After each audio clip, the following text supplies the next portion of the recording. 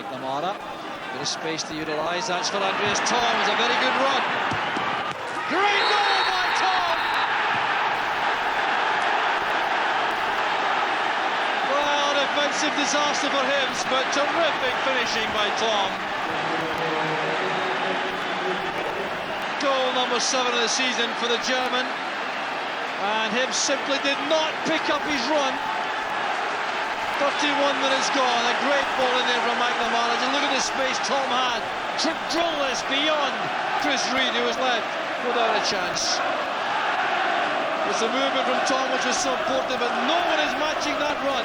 That was the problem for Hibs.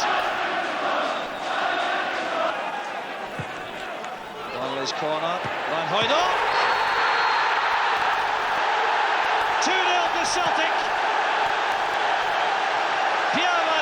Scores for the 6th consecutive game against Hibs. A really remarkable record.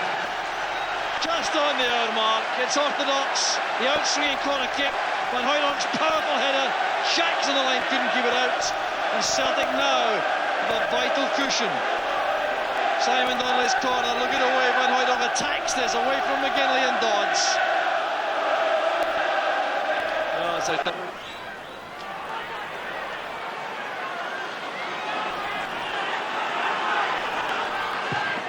deflected shot! The third for Celtic, and no luck at all for young Chris Reid. Well, that really sums up Chris Reid's day. Been very unlucky indeed. Well, Tom really ran out of things to do, so I thought I'll just go and have a go myself here. So he checked back inside, saw a gap to go across and aim that shot for a goal. It seemed to strike Peter Grant. I wonder if you know the audacity to claim that.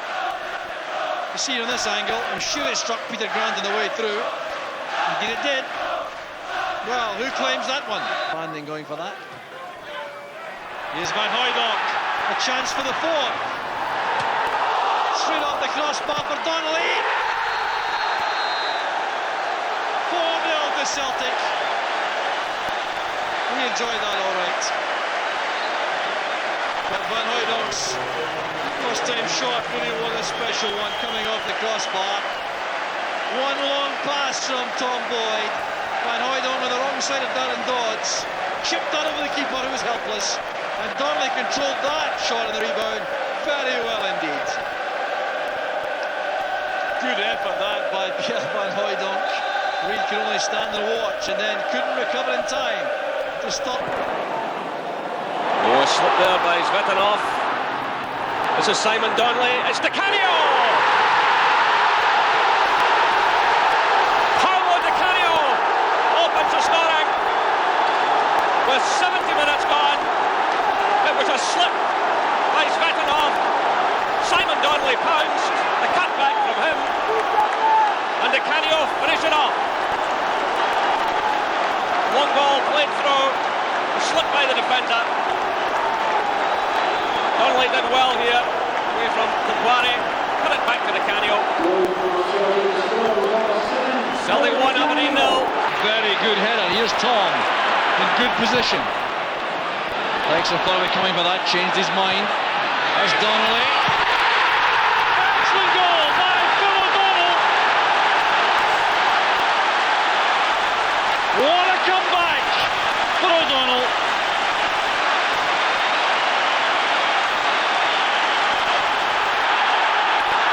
The salute from Phil O'Donnell, 6 minutes from half-time. Tom sent this one across. You see Dijkstra changed his mind, didn't go all the way. It's a great ball back by Donnelly. This time Dijkstra out of position, and Hanna couldn't match O'Donnell for the cross.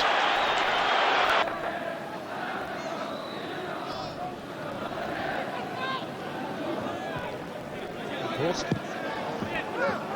oh, it's in from Cadet. Kumware let it go. It was a dreadful mistake to let that cross pass him by, and Cadet said thank you. Yeah, it was a magnificent goal. Josh Cadet is superb at coming near post and flashing in headers just like that. This really was going nowhere. A little flick over here from McKinley, and he's thought there was no chance getting across him. Look at that. Everybody stationary, the ball overcome by his head. Sweating off, can't get there. But it's all about the quality of the cross here. Because does well, sells a little dummy initially, then fires in a lovely ball. Look at that finish, that's brilliant. Near post, gives the keeper no chance at all. Well, Weghorst vindicates his choice. Top of the league and teams losing the points. Chance for Di Canio as the flag stayed down. It's got to be, and it is.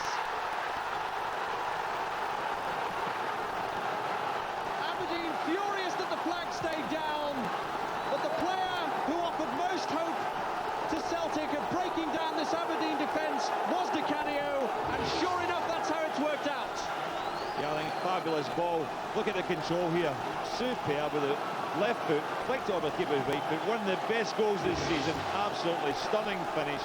Made just a straight offside. I don't think there's much in it. The ball's kicked. He's made that run along. Look at that. He's in behind the defence. First touch is superb. Second touch is even better. The third touch was easy. A great demonstration of his skills and coolness under pressure, and Paolo Di Canio may well have pulled a crucial win out of the fire for Celtic.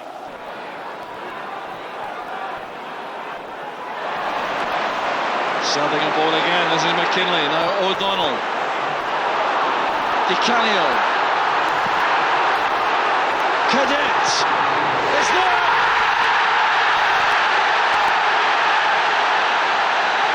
Just a minute after, Jerry Book missed the best chance of the match. Celtic a level. Well, Di Canio over-elaborate, but it broke very kindly. Cadet was deadly with the finish. Di Canio running into a ruck of players. It broke very kindly for Cadet. And that was deadly. Again to Donnelly. The turn came from Di Canio. Fleming matched him all the way. Chance now for Van Hooijdonk.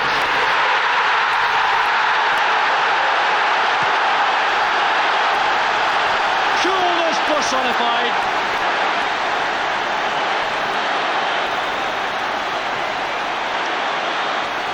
Well, Derek Fleming was unlucky here, but the determination of Simon Donnelly was so important.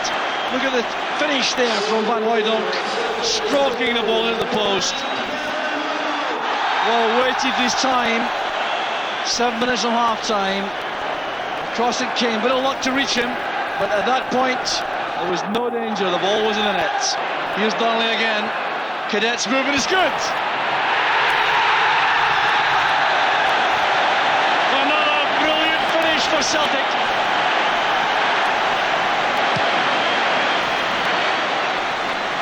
Well, it's fine play by Simon Donnelly, assessing the options, but no one makes diagonal runs better in the Scottish game currently than George Cadet, and that's what beat the Newfoundland defence.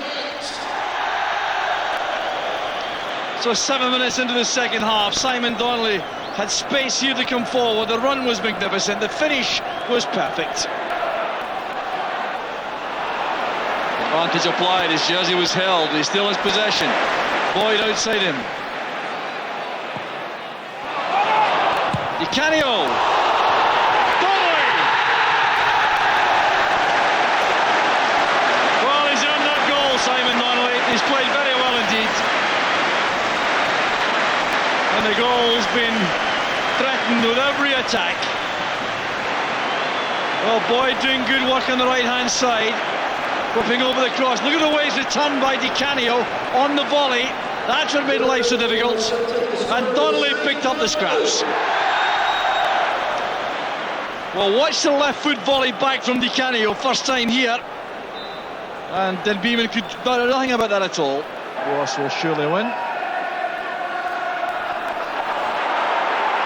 Well, Donnelly did brilliantly there.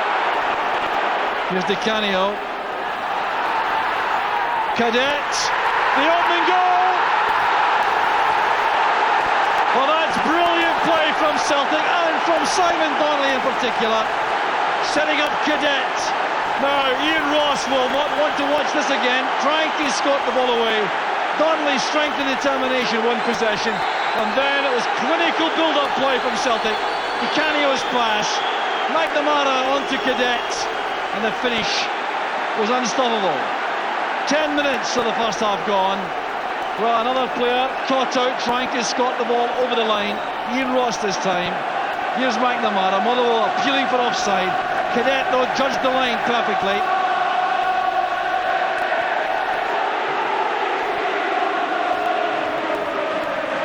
Pushing forward, supporting attacks.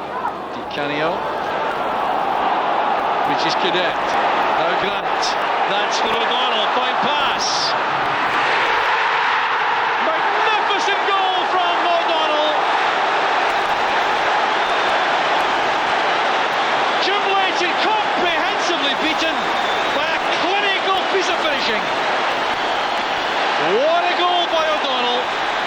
The build-up was superb. Look at the contribution there, initially from Cadet, and then this inspired pass from Peter Grant. O'Donnell measured that right into the far corner. Celtic have made the breakthrough, and what a sense of relief is felt around the stadium among the Celtic supporters who've anticipated how difficult it's become to break down Hibs, but O'Donnell has done just that. McLaughlin. Di Canio. He's forced to do most things in a hurry tonight by Chris Jackson. This is Cadet. Di Canio again. Oh, that's a stunning goal by Di Canio. He's escaped the clutches of Chris Jackson at last. Oh, what a finish. Well, they got a little bit of luck here. This is him checking inside. Chris Jackson driving at the defence again. He plays the ball here for Cadet now. Cadet stood in the ball virtually, brought back for Di Canio, but this was magnificent play from Paolo Di Canio. And from behind the goal, from behind here, you see it better as it's powered in here into the top corner away from Leighton, who had no chance at all. I know he did very well there, stealing that from Mackay. Di Canio finds Tom. The whipped cross for the Cadets!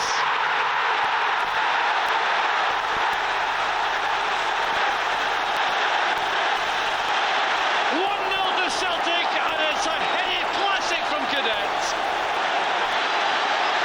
Well, I'm the first to give credit to Andreas Tom for the delivery here. This is a superb cross. The outswing right of the keeper, the powerful header, and Rusey was rooted to the spot. Goal number 28 of the season for George Cadet. There have been very few better than that. What a goal. Hannah bursting forward again. Now Thomas space on the right hand side. Hannah and Cadet wait in the middle with Di Canio. McLaughlin also getting up there. Here's Tom, the pull back on for Di Canio.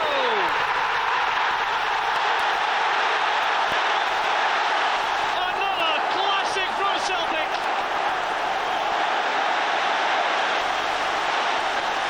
Jubilation around Celtic Park.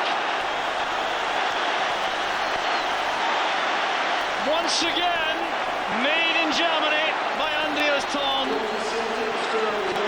Terrific play to go to the bar with all the time in the world to pull this back. The first time volley, the acrobatic volley by Paolo Di Canio. This is his 12th goal of the season, and Tom's little slide of foot and change of pace leaves Gary Naismith out of the game, and Rusey had no chance. Against Aberdeen at Petard in the opening game of the season, made a mistake which let Aberdeen back into the game, then get himself sent off. But here's a chance now for George Cadet. He lifts it over the goalkeeper. 1-0 Celtic. Brilliant play by George Cadet. He gets his 29th goal of the season. Cool finishing by the Celtic striker. Tush McKinlay it was who lofted it forward. It dropped in behind the defence. And Cadet lifted it over the goalkeeper.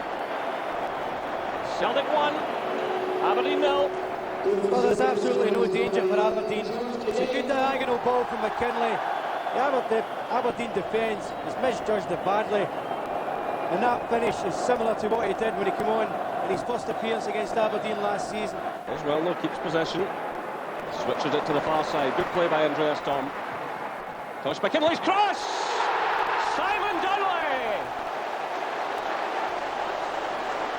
superb cross.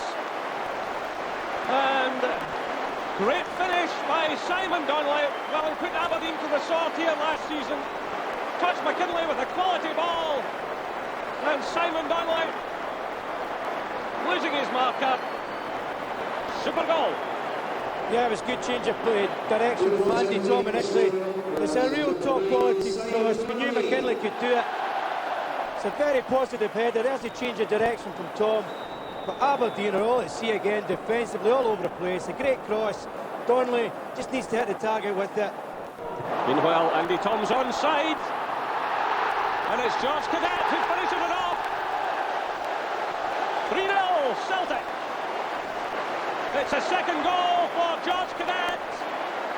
It was set up by Andreas Tom. And George Cadet gets his 30th goal of the season. Simon Donnelly played it through. Andreas Tom reacted ever so quickly here. Took it past the goalkeeper. He might have finished himself, but George Cadet come in to finish it off. Well, Aberdeen have tried to play the offside, and I don't know why. They've no pressure in the ball. Andy Tom thinks he's just got a simple tap in, and up pops Cadet. Celtic clustering around Gorham, particularly Mackay. And it's a goal! Malky Mackay! Andy Gorham stands in a post-mortem, but Celtic have taken the lead from the corner. Mackay headed it in. Well, it's a bread and butter corner that comes in. Mackay takes a great position on Gorham from the corner. But watch the way he steps off him. Andy Gorham just doesn't get there. It's as simple as that. And when Gorham has come this far out, all it takes from Mackay is get good contact. Because once he's got contact with the ball, he just can't fail to score. Celtic still keeping possession. Now it's McKinley. Cadet might make up the ground here against Björklund. Penalty! Jim McCluskey has given Celtic a penalty. Well, he had a really good view of this, Jim McCluskey. He's the one that's right behind it. And it's Cadet's pace that causes the problems here. He gets in, I think he just gets his foot to it. The right leg comes out. He kind of hooks rather than the free kick there. But there's when he wins the ball. There's the right leg coming out. He certainly goes down looking for it. The referee judges it's a penalty. I think it's one that could have gone either way. But we said it might be Celtic's night, and the opening 16 minutes certainly suggesting that. Well, Tommy Burns is looking at Cadet first of all, who's a bit slow to get back onto his feet. The penalty taker, who seems to be Di Canio, won't want too much of a delay. Andy Gorham stands and stares. A pressure penalty to really give Celtic the upper hand. It's 2-0 from Paolo Di Canio. Well, that's what you call brave, Martin.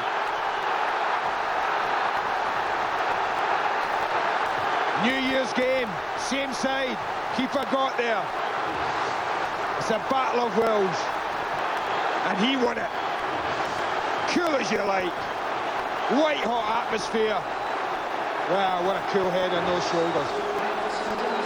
Well, Di Canio brimming with confidence with his own personal form. So Marshall, long one down the slope, it comes off the head of McLaughlin, a chance on for Cadet! Celtic take the lead, a bad mistake there by Joe McLaughlin.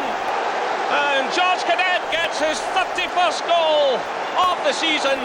The long ball played forward. Joe McLaughlin couldn't cope with it. Marshall sent it high down the slope. Just watch McLaughlin here, it comes off the top of his head. George Cadet punch, he doesn't miss those. It's just a decent kick, right down the middle. McLaughlin's unchallenged, but Darren Dodds hadn't covered him.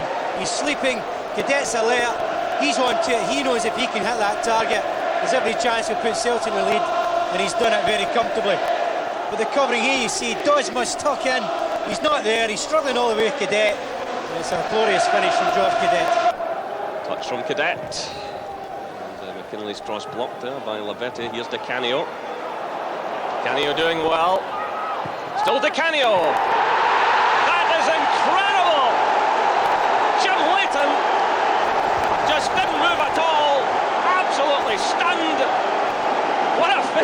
Donnelly, Paolo Di Canio.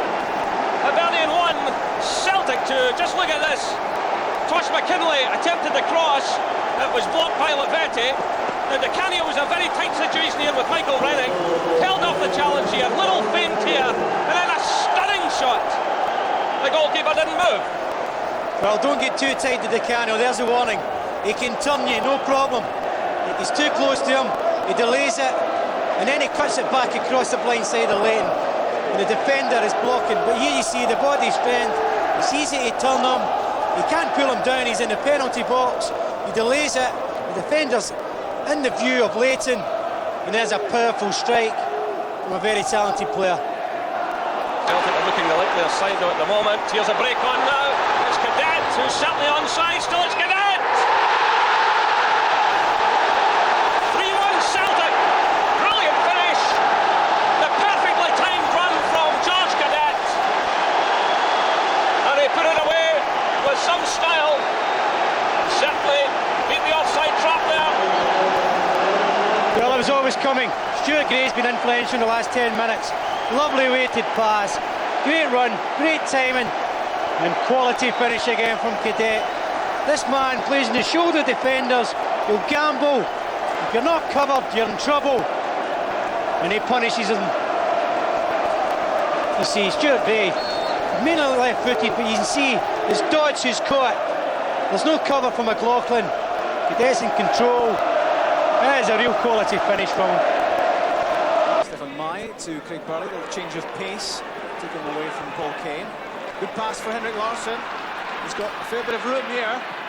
Jackson supporting through the middle, and Donnelly on the right. Here's Larsson! He's done it! Right on half-time, Celtic have struck. Larsson wasn't picked up by the St Johnstone defence. And he was decisive with the diving header. Joy for Celtic. Right on 45 minutes, it was a lovely inviting cross from Donnelly and a spectacular header from Larsson. Celtic have the lead. Allows it to bounce, which might have been dangerous with Darren Jackson around. Weghorst to Jackson. Curling effort. Superb goal by Darren Jackson. Pure class from the Scotland striker. He just got the inkling of a chance there outside the area. And the shot was top-notch. Alan Main not given a chance. Darren Jackson just found a couple of yards, and he also found the top corner. Main got the hint of a fingertip to it, but no chance of keeping that out. Top quality stuff from Darren Jackson.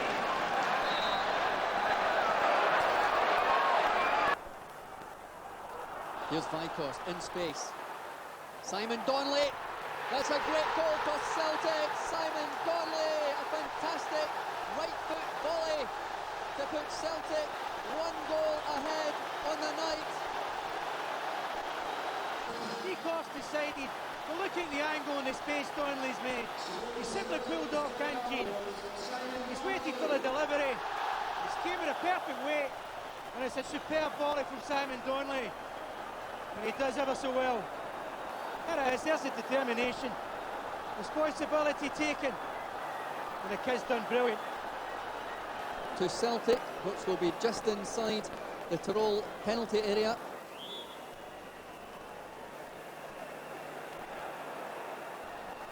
He doesn't, it's Andy Tom, and it's a goal for Celtic.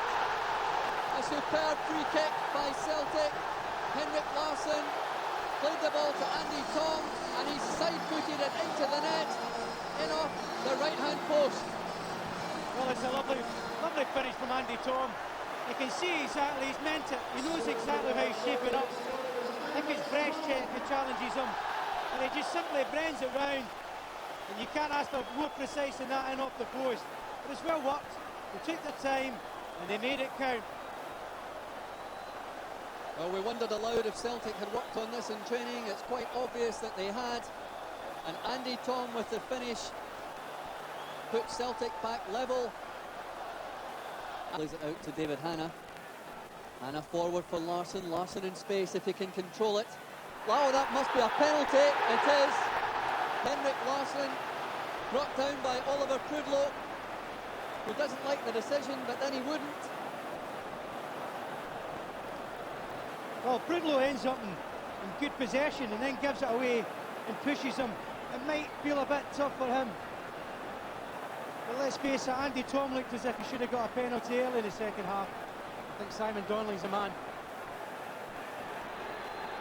So Simon Donnelly has been handed the responsibility of taking this penalty kick. He scored against St Johnstone in the Coca-Cola Cup last midweek.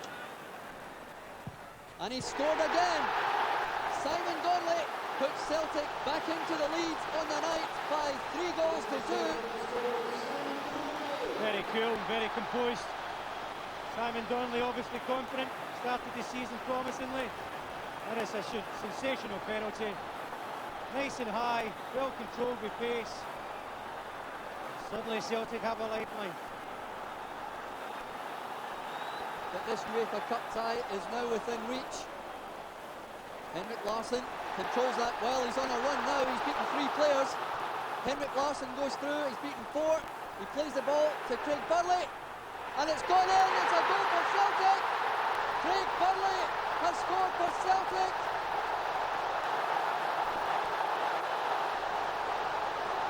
A fantastic run by Henrik Larsson, beating 3 players, holding up another 2.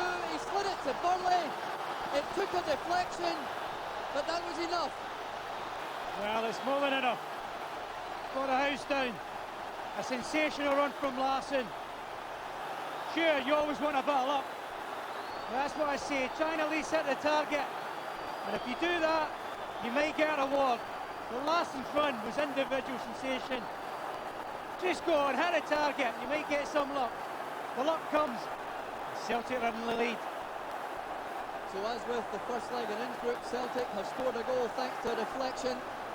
It came off the central defender. Any action against Marashek. Ball swung in by Mahe.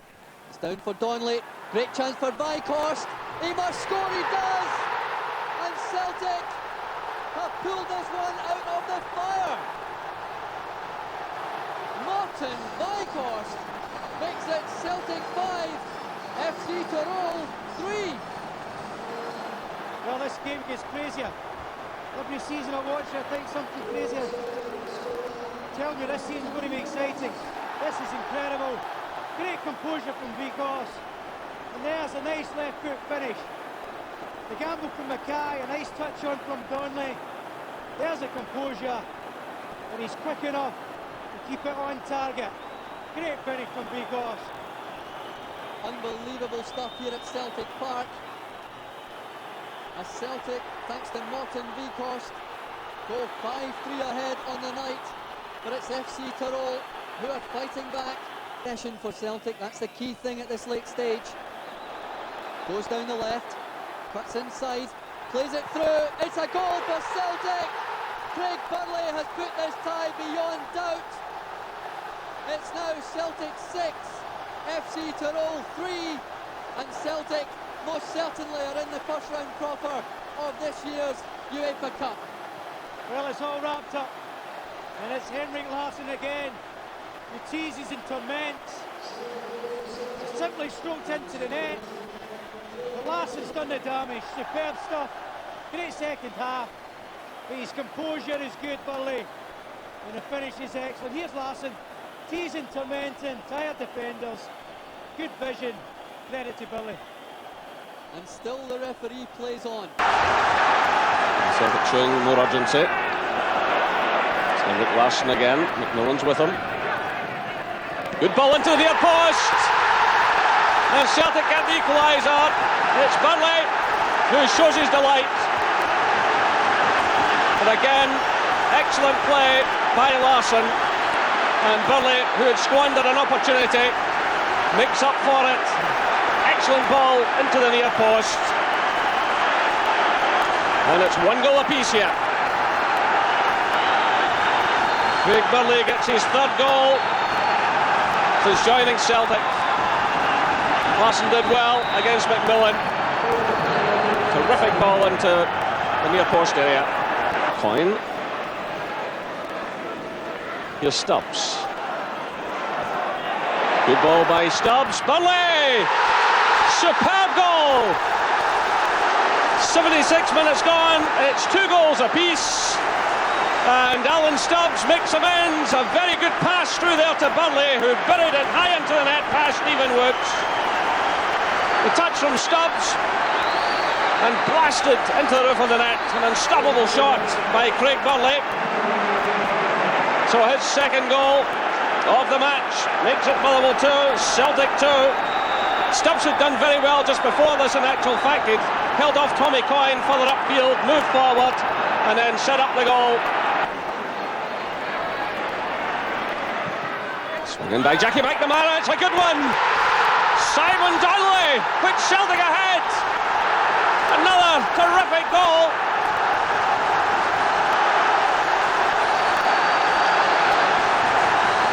Simon Donnelly strikes again, his 6th goal of the season, and he did ever so well to get to this one. Jackie McNamara swung in the cross. Just look at Donnelly here, the angle he was at. Great finish.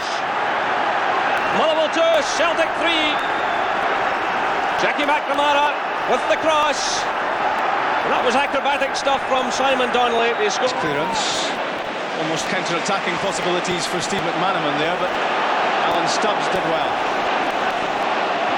McNamara, an elusive runner. The return pass, and Jackie McNamara scores! That's brilliant finishing from McNamara. Into the top corner off his left foot. As the ricochet flew his way, he crashed a shot behind David James. The Celtic fans celebrate. They're now right back in the game. Well, right on cue, a good little run in from McNamara. Tried the 1-2 with Burnley there. It's played back to him. Mateo just took it. McNamara, first time strike. Brilliant strike with his left foot as that ball spun up. Couldn't have taken another touch or else he'd been closed down with 3 players. Decided to hit it first time. Right in the top corner. Good tackle that by Tom Boyd and Michael Thomas. Now Donnelly to Weghorst. Larsson is through the middle. That's in for Henrik Larsson. He's past David James. He crashes down. And Celtic have a penalty kick. David James is booked. He protests his innocence, but Henrik Larsson has won a penalty. Superb ball from Weghorst there. Larsson does brilliant, and just a little touch. The barest of touches on him, I have to say. Not much in it at all. Probably just caught a trailing leg there. Look at James goes down there. Look, hardly a touch there at all. Possibly in the dodgy category, I've got to say, but that makes up for the one they didn't get before. Simon Donnelly has the responsibility. And Donnelly scores! He rattled the crossbar earlier on and the ball came back out. This time it's in the back of the net. And Celtic have the lead, 2 goals to 1. Well, it rattled the crossbar, rattled Liverpool, there's no doubt about that. They'll feel that was a little bit unjust, that penalty, there's no doubt. But Donnelly's put it in an area where the goalkeeper's never going to save it. It's just giving himself a little bit of a problem there off the crossbar. A little bit of a worry as it goes in, but he hit the bar already. It came out, this time it went in.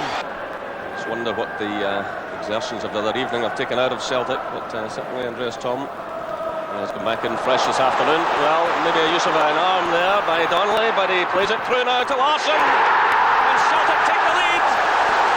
With 26 minutes played, it's Henrik Larsson, his 4th goal since joining Celtic. Well, Simon Donnelly turned there, the ball appeared to strike him on the arm, but the referee was well positioned. It was a nice little ball through to Henrik Larsson, and simple as you like. Celtic are in the lead. Celtic 1, Aberdeen 0. Now it's Larsson. Burnley. Donnelly. And the free kick was awarded. Donnelly was fouled there just outside the area. Celtic are really keeping the pressure on Aberdeen in this first half. Simon Donnelly was caught just here. And the referee immediately awarded the free kick. Just outside the area. Another testing moment coming up here for Jim Leighton.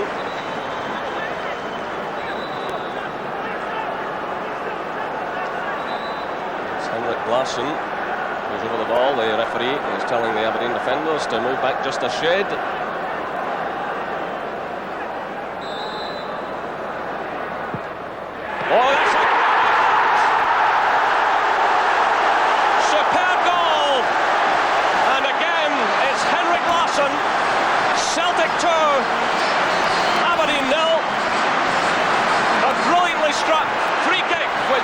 Jim Leighton absolutely no chance. He seemed to hit it with such great ease. Right away into the top corner. Absolute brilliance. So that's his 5th goal since joining Celtic. Brilliant piece of play, right into the corner.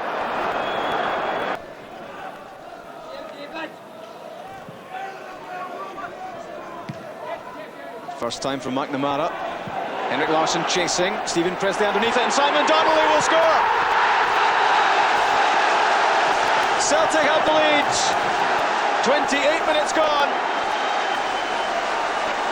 Mix up in the United defence, and Simon Donnelly is never slow to take advantage. It's his 8th goal of the season.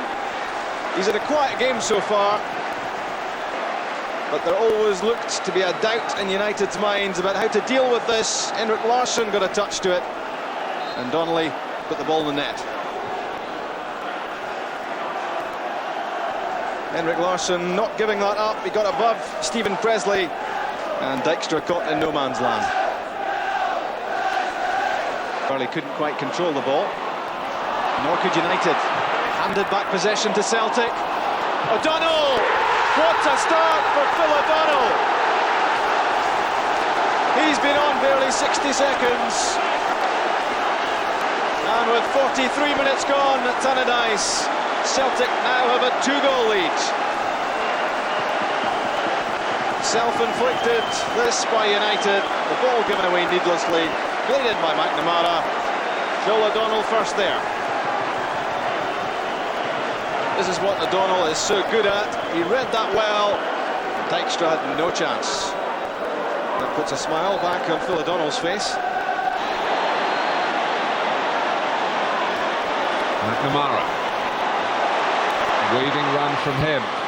Larsson. Beautifully taken by Craig Burley.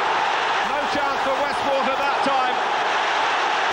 Celtic have broken through, and Craig Burley's done it. Superb strike, Martin. You've got it on target, as we were saying earlier. Get it on target, you've always got a chance. This is exactly what Burley's done. I think it's a layoff from Larsson. Tremendous layoff, great pace in the layoff. Good work, first of all, from McNamara. On target, there it goes, back of the net. Perfectly hit, just inside the post. McNamara putting in the effort down the right-hand side. Larsson laying it off. And Craig Burley, who has been amongst the goals in his short time as a Celtic player, gets his 5th of the campaign. In the area, Alan Stubbs there too. Reggie Blinker's corner kick.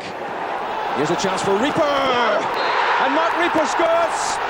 Celtic have the breakthrough. 15 minutes gone. And there's sure to be an inquest in that Hearts defence, and the space allowed to Reaper. But he did all that was required of him. And in this vital match, that is the opening goal. Not properly cleared by Ritchie, it fell for Reaper, and this shot drilled past Rousset. He had to keep this on target, he kept it down well. Given away though by Salvatore. And now Celtic on the break. Craig Burley. It's advantage for Reggie Blinker. Donnelly in the middle, and Larsson! Henrik Larsson, number 2 for Celtic. 21 minutes of the first half gone, and Celtic are cruising.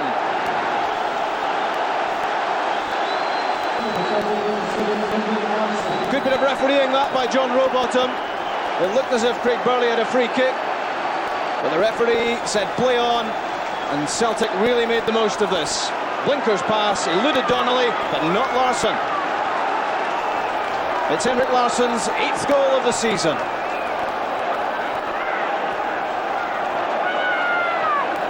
He'll be doing some deep thinking now. Craig Burley pushing further and further forward in this match. Reggie Blinker tries the shot, and a cruel deflection of Greg Shields. That's the breakthrough. more than a touch of good fortune, but these Celtic fans don't mind that one little bit. Blinker's second goal for Celtic, and that could be the one that keeps the unbeaten run going. Off the shin of Shields, and no chance for Westwater. He was struck well enough by Blinker, but that totally deceived the goalkeeper. Given away by Colin Miller to Tom Boyd. Now McNamara. Larsson is there, Donnelly too. Henrik Larsson might not need anyone. He's done it. That's a brilliant goal by Henrik Larsson. And that's the goal which seals yet another win for Celtic. It's Henrik Larsson's 10th goal in the green and white hoops. And it even brings a smile to the face of Wim Janssen. McNamara gave him it, and from then on it was all Henrik Larsson, away from Dave Barnett, and from the tightest of angles he managed to squeeze it in past Ian Westwater. This is sublime skill from the Swede. So last chance Celtic perhaps here. McNamara swings it in, Gorham comes for it, oh he's missed it completely, the chance shot for Tom. Still Celtic have it, again it's Jackie McNamara. And they get the equaliser! Alan Stubbs! In the 90th minute of the match, Alan Stubbs for Celtic. And what a relief all around Celtic Park. This keeps Celtic in contention. Well, there's a fan has run onto the park, a couple of fans run onto the park, but they're being escorted off. There's jubilation among those Celtic fans. Alan Stubbs with his second goal of the season, and McNamara swung it in here. And it was Stubbs who rose above them all and got the touch right into the far corner. Gorham could do nothing about that. Well, I've hoped all night. It's been typical of these crosses all night. Nothing's came of it. They're eventually searching and searching. Finally, Stubbs takes the initiative, gets above Richard Goff. He's more determined than this one. He gets above him. It's a great header in the corner. And there is major relief from Celtic now. There with Perry, that's away to the far side. That must be a penalty. It is, the referee awards it. And Hannah was certainly impeded there as the ball was played into the middle. No doubt about it, penalty kick. A clear push there. And Fudal has pointed to the spot. And the referee is going to take some further action here. He's calling over Mark Perry.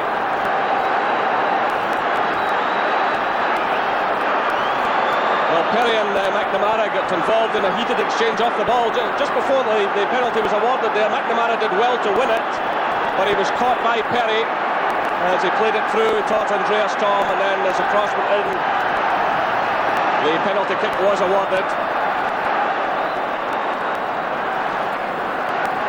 So Andreas Thom looking for his 6th goal of the season. 35 minutes gone here at Celtic Park. Andreas Thom gives Celtic the lead, and he tucked it away with great ease into the corner. No problem at all for Andreas Thom. Celtic 1, Dundee United 0. Through now for McNamara.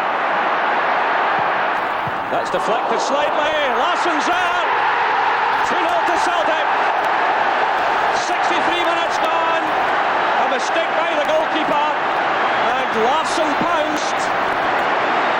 Well, there was a slight deflection on Jackie McNamara's shot, but really you still feel that Dijkstra should have held this one. You can see Larsson there. There was just a slight deflection on it. The goalkeeper really should have held it. Failed to do so, and he was punished by Larsson in the 63rd minute. Presley taking his eye off the ball. Chance for number 3 here for Celtic is Vikost. He's got plenty of support. It's Andreas Thom. He can finish it here. 69 minutes gone. 3-0 to Celtic. A second goal for Andreas Thom. And it all began with slackness in the middle of the field by Dundee United. Vikost was a player who pounced.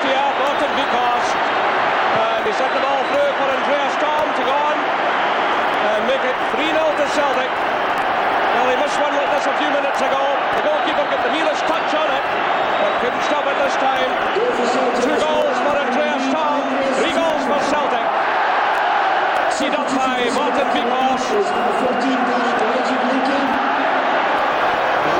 Through the direction of Winters, but McNamara has it for Celtic. Larsson's onside. There's no flag. It's Larsson to make it number 4.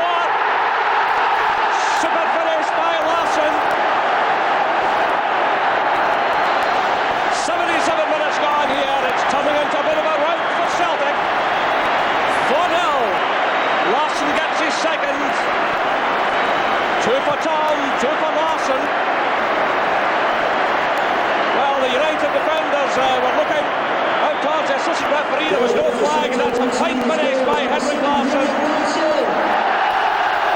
That's his 12th goal of the season. McNamara doing the chasing. Here's Tom.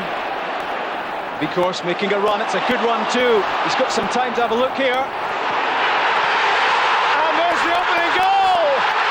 It's Mark Reaper! 20 minutes gone, and Celtic make the breakthrough. Well, it's a magnificent goal, you've got to say that. Dundee United has a lot of players back. It's a perfectly timed run. The ball went out wide to Tom. He held it just at the right moment. Vikos makes a tremendous run, gets in behind, definitely onside, delivers a wonderful cross. Larsson went near post, through the defence in there. Look at the header from Reaper. Absolutely superbly placed away in the far corner. Vikos takes a lot of credit though. That's a great cross. But it's a difficult header to make, but expertly put away. And that is a vital break for Celtic. I think the goal has been coming. Celtic have been the better side so far. Don't respond to that setback.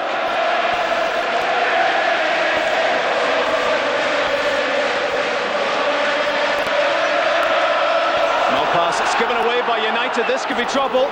Henrik Larsson takes a deflection, and that's number 2. Henrik Larsson shot, it came off for a small pass and left extra again with no chance. So inside 2 minutes, it's a second Celtic goal. Yeah, obviously it was a touch of fortune, but Dundee United caused their own problems here, put themselves under pressure with that pass from Perry. They're backing off, they're looking for the runners. Vikos goes one way, Tom's there, decides to have the shot. Larsson get a bit of fortune, it just breaks off Morris Malpass's leg and goes high into the net. But look at least he knows what he wants to do here. He wants it to strike. Look at that little touch off the foot or the leg of Morris Malpass. Dexter no chance. Things are caving in again for Dundee United. We saw this happen to them last week at Celtic Park when they lost the first goal. They caved in. It's happening again. For that from Kjell Olofsson. And now Vikos, another good pass for Larsson. Nobody in the middle for Celtic. Larsson will need to hold this up while reinforcements arrive, unless he does it all himself. Here's Blinker. It's a good run this from Richie Blinker. And a good ball in! That's number 3, and it's Craig Burley.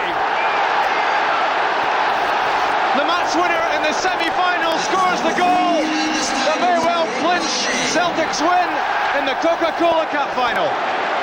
Well, that's killed it for Dundee United as far as I'm concerned. Good play, good going forward. Blinker does well though, because he skips across a couple of tackles, goes wide, but he knocks it in the box. Burley's there to finish it off. A tremendous header from close range. Doesn't normally get as far forward.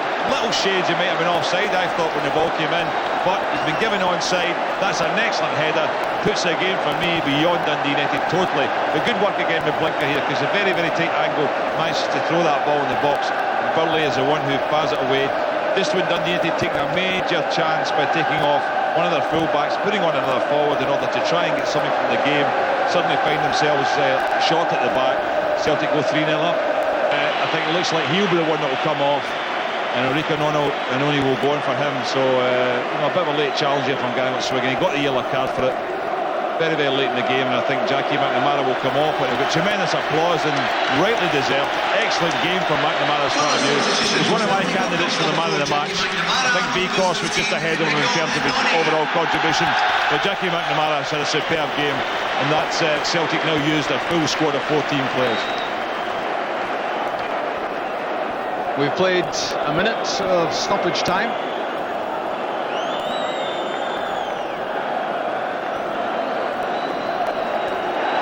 And Celtic not far away from a major celebration. Celtic have won the Coca-Cola Cup final. Their first League Cup win for 15 years. How sweet it is for Tom Boyd, who along with Simon Donnelly was a loser here against Wraith Rovers 3 years ago. And for Craig Burley as well. Missed out on the FA Cup win with Chelsea last season, left out by Ruud Gullit.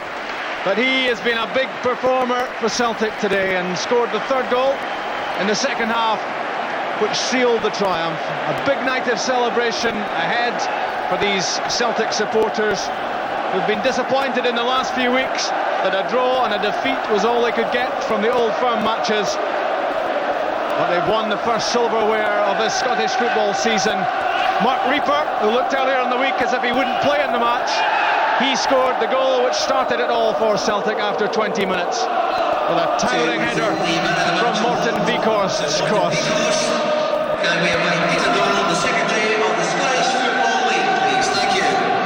And now Wim Jansen is with Chick. Wim, congratulations. How does it feel? Yeah, it feels great. I think it was a good game and we deserved the game today. We play well. Were you surprised the victory was so comfortable? No, before the game we will know it will be a hard game and we will prepare for it, and I think we play very well. You can hear the sense of relief and enjoyment of the Celtic fans out there. How do you feel? I mean, yeah, it's very nice to hear them singing here. Do you realise how much this means to them, how long they've waited? Yeah, of course, I understand this. They waited a very long time, so I'm happy for them they have the cup. What do you want to say to them now? Where does Celtic go from here? No, I think the supporters are very good to us and they help us today again to win this cup.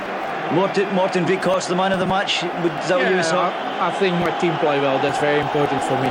It's the same, Wim, you're still very relaxed and calm. We thought we might see a new Wim Jansen. Yeah, but that's normal. You always win and lose in the team, and I think as a team we play very well today. What's it going to take for you to really see this, let yourself go and relax and enjoy yourself? Yeah, it's very nice, especially to see all the crowd now. Yeah, you're going to celebrate tonight though, I would suggest. Yeah, of course. I'll let you go and enjoy these celebrations. Well done, thank you. Thank you.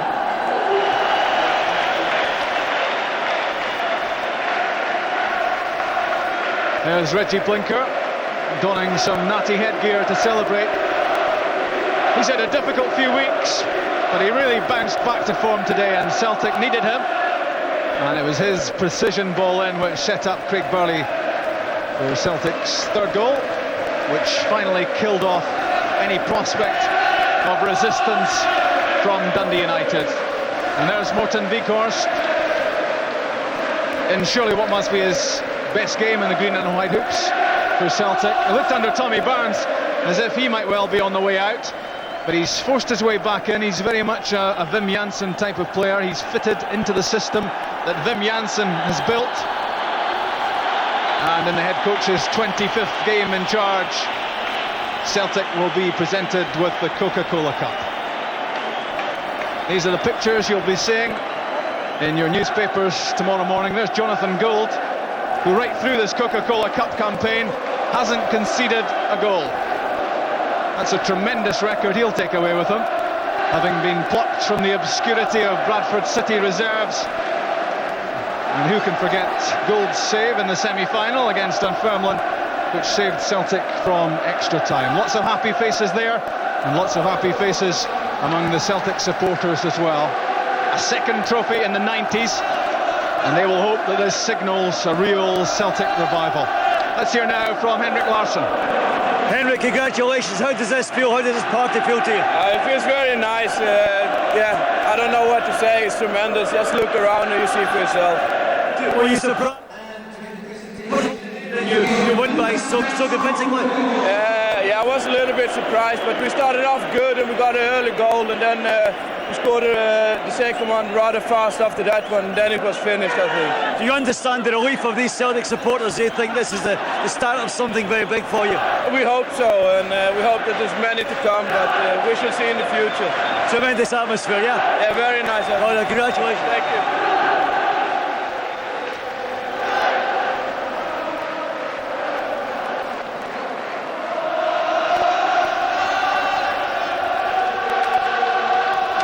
The Celtic supporters can't wait for this ceremony to take place. They've waited long, to see more silverware after Pierre Van Hooydonk's goal, which won the Tennant Scottish Cup final in 1995. Let's hear from Mark Reaper. Mark, congratulations. How does this feel? Brilliant, unbelievable atmosphere. It's fantastic. In the first cup final I've played in Scotland to get a great result and win. You must have enjoyed that goal. Very much so, but more important was that we got a good start and a good win. You're very, very happy you came to Celtic. I'm very, very happy here, yeah. What do you want to say to these Celtic supporters? They're unbelievable, and I couldn't have wished it for anyone else than them. They've been tremendous, even in a bad time, so good luck to them as well. All the best tonight. Thank you very much. Well, Chick was speaking there with Mark Reaper. The Dundee United players have been receiving their runners-up medals and trooping disconsolately down the Ibrox tunnel. Never a happy day for the losing team. They came here with high hopes despite having lost 4-0 at Celtic Park in the league last weekend. They were convinced today would be a different day and it could be their day, but that's not the way it's turned out. They've been swept aside by a Celtic team who played with a lot of style. The match officials receiving their commemorative medals as well, as the Celtic fans prepare to greet their heroes. And Tom Boyd, who suffered in 1994 against Raith Rovers, will now milk the moment. It was his 32nd birthday last Monday, and he now takes delivery of the Coca-Cola Cup.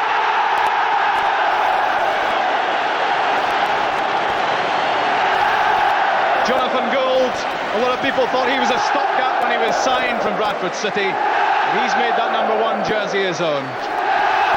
Alan Stubbs, Craig Burley, what a signing he's been for Celtic.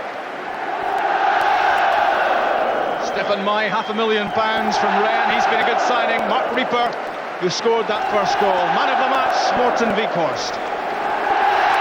Yes, that is Enrico Annoni somewhere underneath the colourful wig.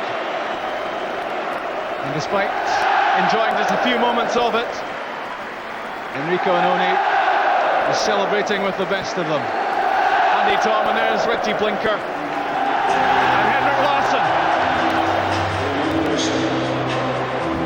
Larsson's 13th goal as a Celtic player was #2 in this 3-0 win. And there will be more than a few sing-songs going on tonight as these Celtic supporters celebrate a glorious triumph. On the pitch, the photographs are being taken.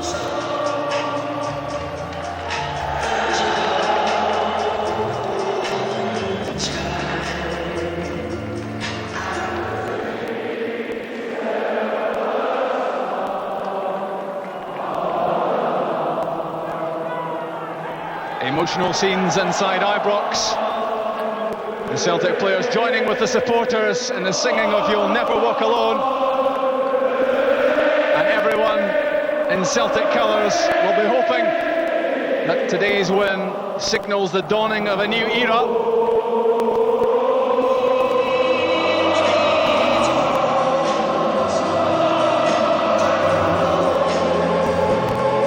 Now comes the challenge for the title.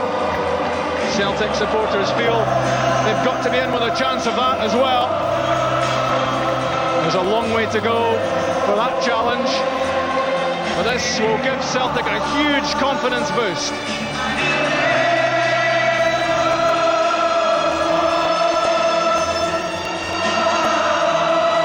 And Wim Jansen is sure to be adding personnel to the Celtic first team squad as the season goes on.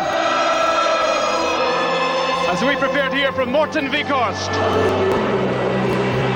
Morten, congratulations, man of the match. What about the atmosphere in here? Fantastic. Absolutely magnificent. You can see why these supporters. I'm delighted for them. Did you enjoy that? Great. What, your finest game in a Celtic jersey, perhaps? Sorry, Jay, I can't hear you. Maybe your best game in a Celtic jersey?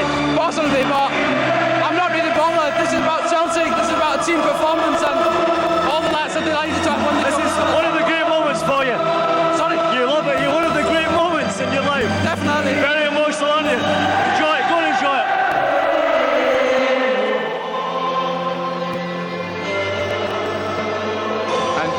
be doing what was the tightest marking job in Morten Weghorst all afternoon, but what a game he had. He will have enjoyed that immensely and really secured his future as a Celtic player. Very much part of Wim Janssen's plans.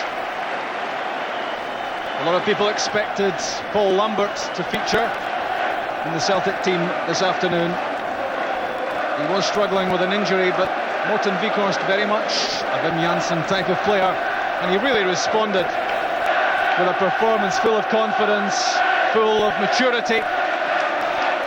The scorer of the Celtic third goal, Craig Burley. Craig, unbelievable atmosphere, is it not? This must be a bit worth coming back for.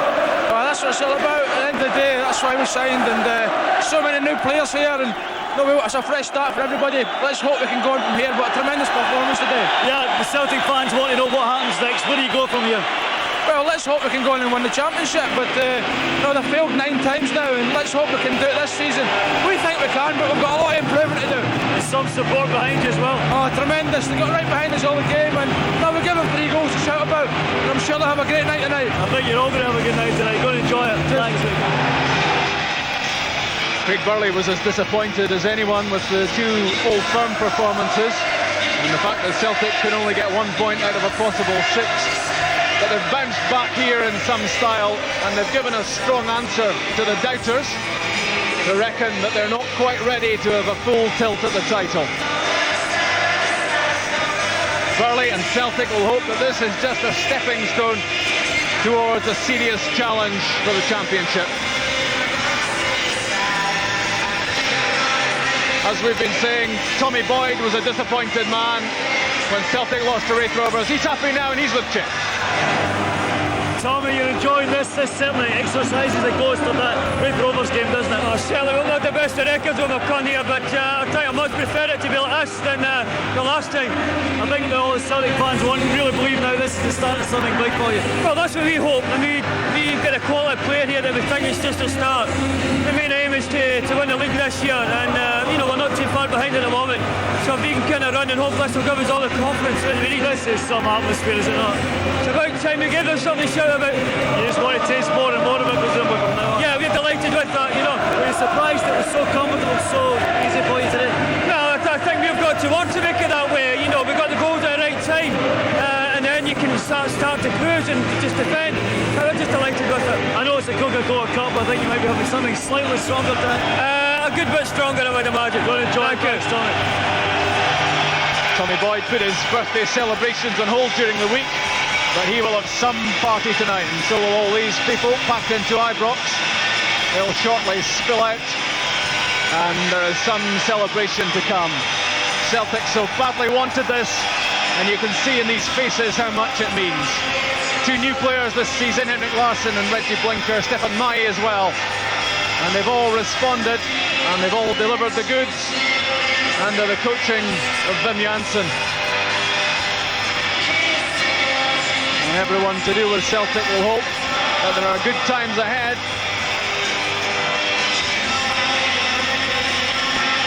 The Dundee United supporters have headed homeward, disconsolate, disappointed with what their team came up with today. Today has been all about Celtic. They got a grip of the game early on. They never let go. They had 2 goals in a few minutes in the first half.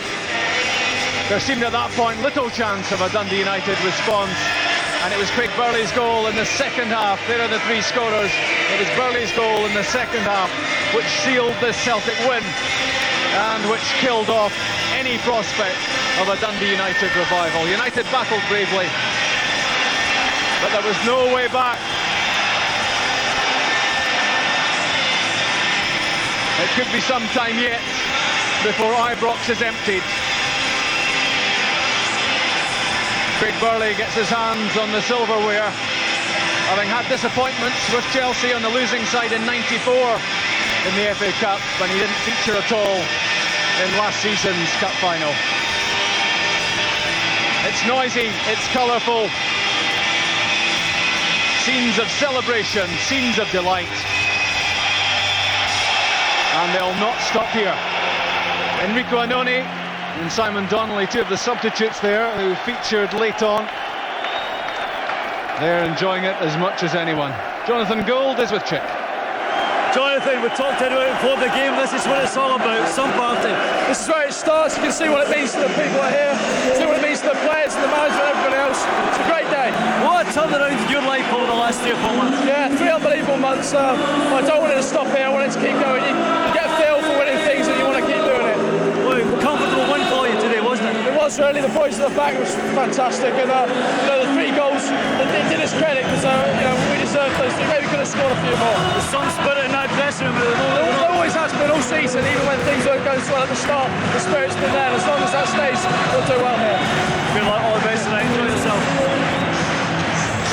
And there's Wim Jansen, not one to give off great displays of emotion, Wim Jansen, but I think even he might permit himself a small drink of celebration.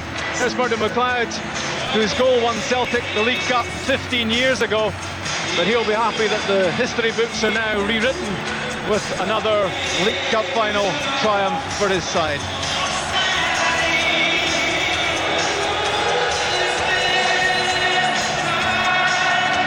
Dressed up and everywhere to go, these young Celtic fans.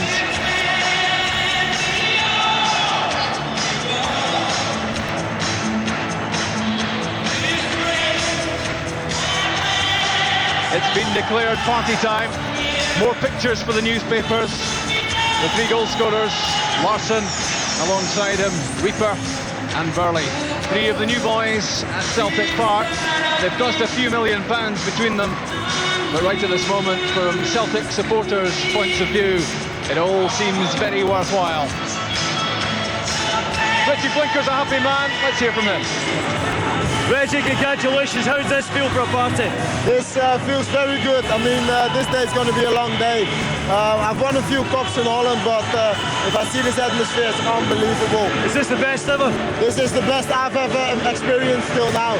This is unbelievable, and I mean, all the people are still here, and I'm going to enjoy it to the max. I bet you are. I don't really think this is the time to talk about football, more probably about having a party. But where does Celtic go from here? What can I say? I mean, we not only won the cup, I think we deserve to win it. We played them and we played well. We scored good goals. I think we just deserve to win it. So I still think we should take it game by game. Every game we take apart, and then I think we can go a long way. Right this moment, you're so glad you came to Scotland. That's right. Enjoy your night, thank you. I think he likes a party, Reggie, and there's certainly one on offer for him this evening. Celtic's 23rd triumph in the League Cup over the years.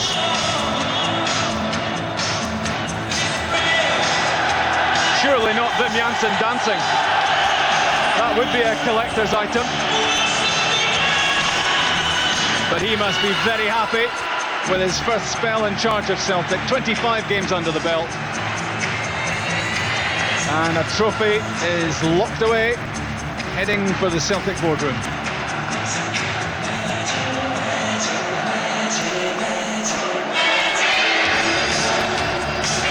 Gordon, amazing scenes. Yeah, it's fantastic scenes here. Celtic fans are certainly enjoying this. They've waited a while for it. They had that Scottish Cup victory, but they've waited a long, long time for a League Cup victory, and it's been absolutely well deserved today. Celtic, outstanding performance. We can go down. Chick Young's right now is with the manager, Wim Jansen. Wim, you're becoming the most popular man in Scotland, I think, at the moment. Now you're in the middle of the party. What do you think? What do you think of these Celtic fans? Oh, this is fantastic. You've been around the world a bit. You've played and you've managed everywhere. How does this compare? Oh, this is one of the best I ever met. Yeah. You're beginning to relax a bit. We're beginning to see a different Wim Jansen. Oh, but if you hear this singing and celebrating, that's fantastic today. You're beginning to come out your shell and relax and be your own man.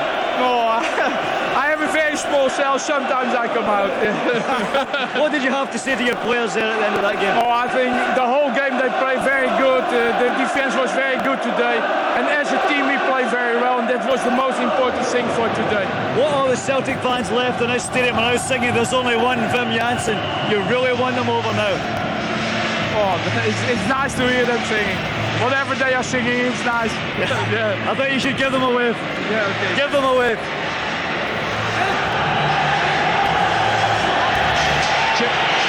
Chick trying desperately to convince Wim Jansen that he should have a But I'm not sure Vim was having it there. But milking the applause, he's loved the moment. Bit uncomfortable in the spotlight than Janssen, but what a job he's done. 3-0 first half goals from Mark Rieper and Henrik Larsson. The victory was tied up in the second half by Craig Burley. Dundee United swept the side by a stunning Celtic performance. In the 1997 Coca-Cola Cup final at Ibrox, it's finished Celtic 3, Dundee United 0. Parks preparing to make a change. Steve Frail. Larsson using his shoulder to hold off Alan McManus. That's a good ball in. Chance for Burley. That's the breakthrough for Celtic. 11 minutes left, and that is a vital goal. Craig Burley's 7th goal of the season. And this could have a huge impact on Celtic's title challenge. Superb play from Larsson. Great ball in, over the top of Boynton's head, drilled home by Burley. Superb finishing this. Celtic have spilled so many chances, but not that one.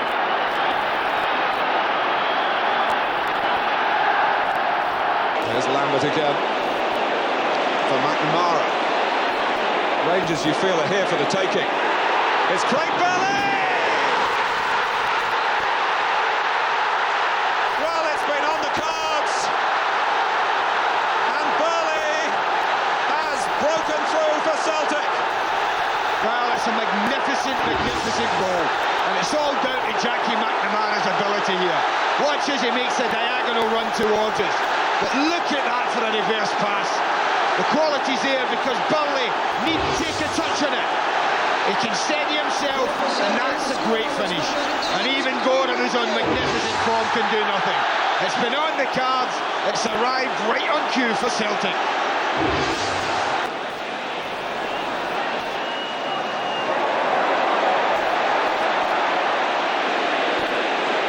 Stubbs, who's played with great authority. And the free horse turned his back on it, whether he thought he was offside and had to get out of the way. Oh, great stop from Gorham by the effort from Jackson. Now Larsson. The second one will surely settle it for Celtic. That's Lambert! Oh, what a way to settle it! Paul Lambert! No chance for Gorham, no chance now for Rangers. Today. For 20 minutes, his job has been defensive. To get Gascoigne to shackle him. He gets forward and he hits the most stunning of strikes he's ever likely to hit in his career. It's unstoppable, it's unsavable. It's an absolutely magnificent way for Celtic to finish their afternoon. Take that. You just do not save them. Take a bounce run. That's a great goal in a game like this. His first goal for Celtic. He'll never hit a better one. Paul Lambert. By Eddie May, taken down by Lambert. A picture return from Weghorst. There's a better play by Celtic. That's an excellent shot! What a fabulous goal by Paul Lambert against his old club. Well, his strike against Rangers was sensational. What do you say about that one? Great run forward, and from the moment he unleashed it, it looked net bound all the way. 62 minutes gone here, the equaliser from Celtic. This is a candidate for goal of the season. A fantastic strike by Lambert.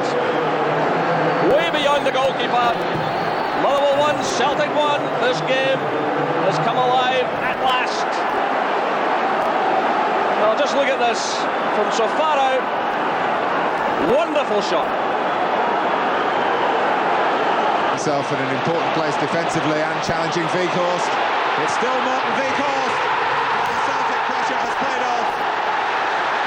It's 1-1. The cracks were beginning to appear.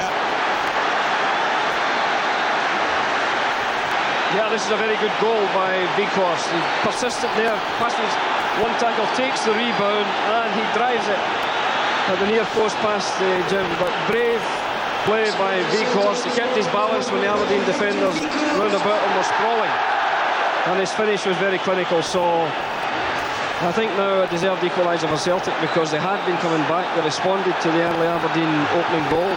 Curbed that to some extent without reducing the effectiveness. Absolutely, they do play very well. Here's a Stubbs free kick. Reaper, Larson! Always looked at the linesman, and the goal is given.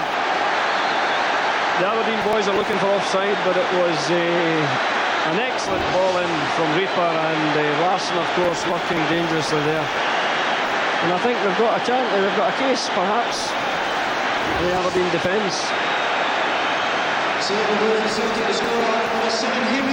Well, Henrik Larsson does it to Aberdeen again. He was talking yesterday about his own kind of hat-trick. That meant scoring in 3 successive matches against Aberdeen. Celtic have looked to have the edge in the air at set pieces against these Aberdeen defenders. Donnelly, Leighton gets a hand to it. A goal for Darren Jackson, and that should settle it. Yeah, slight defending there. I felt a bit sorry for the Aberdeen defence, but they were very careless in defending that situation. Jim mispunches it, and it comes back across, and it's just too high for him, and Darren Jackson behind, you know, with great joy. You can see the glee there. Jackson loves scoring goals, and he buried that one brilliantly into the roof of the net, and it looks now almost impossible for Aberdeen, and a good result which will keep Celtic in contention. Well, this is Mahi. Salvatore challenges. Chances on now for Henrik Larsson. McNamara. Celtic take the lead. Jackie McNamara. With just over 40 minutes gone here at Tynecastle, it's McNamara with his 3rd goal of the season who makes the breakthrough. Delight on the face of the Celtic player. Well, Brackback finally gets him ball through the centre. Gives into Larsson. Hearts are all over the place. This is a guy who's composed. The last 10 minutes he started to make an issue in this game. Hearts defensively are all over the place here. Naismith is sucked in. Good composure. Stick it in the corner. The keeper can't do much. I think it's a little touch in the end. You see the issue is made. You run at the heart of the defence. You've got to make decisions. You can break anywhere. The folks for Jackie McNamara. Delighted to tuck it in. Well. Here's Mahi. And still going. Oh, great work. Well, that's opened it up in some style. Marvellous goal from Mahi.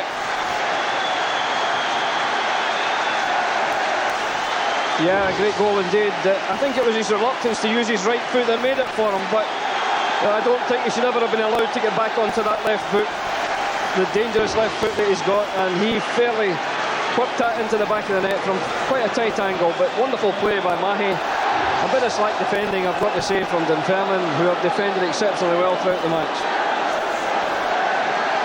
Well, one feature of Celtic's season, the number of players that they've got goals from. Well, it was charged down by Larsson. And here's McNamara. Brackback's unmarked in the middle. Harold Brackback can't miss. And doesn't.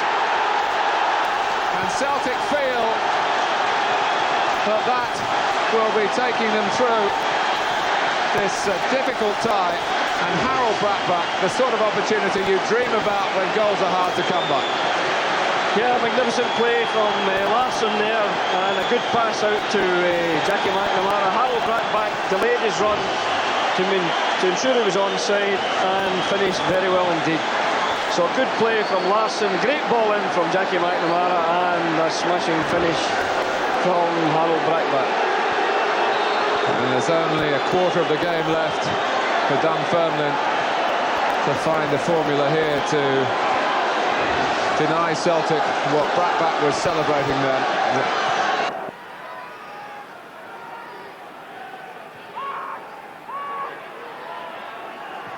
McNamara providing the cross. Reaper's up there. Larsson's there challenging as well. It's Boko who gets the touch. And the goalkeeper's lost it. Celtic take the lead. So Mark Reaper driving the ball home. Well, Edinburgh has been good to him this season. He scored at Tynecastle earlier on, and really the goalkeeper should have done better here. Certainly was under challenge from Stubbs, and it was driven home by Mark Reaper, his third goal of the season. But the Hibs defence will be feeling none too clever here. Boko's header was an awkward one for the goalkeeper. He was under pressure.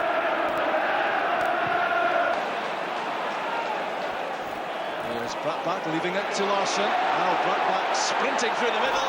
It's a good run and he's onside. Chance for the open goal. Brackback! He's done it! 11 minutes gone. Celtic have the lead. The pass was perfect and Harold Brackback did the rest. 8th goal in 5 games. Celtic in front. Well, it's a form that's been so successful, Foster. Look at this, Brackback left it.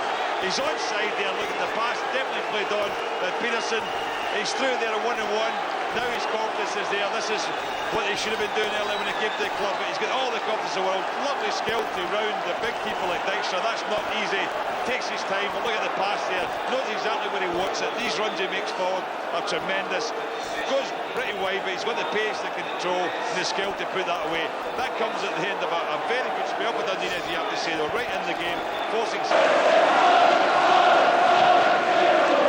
In from Mahe. To Brackback. Now Simon Donnelly. That's a good reverse pass for Vickers! It's 2-2! 10 minutes into the second half, and Celtic back on level terms. Set up by Donnelly, finished by Morten Vikhorst. What a fantastic response it was too.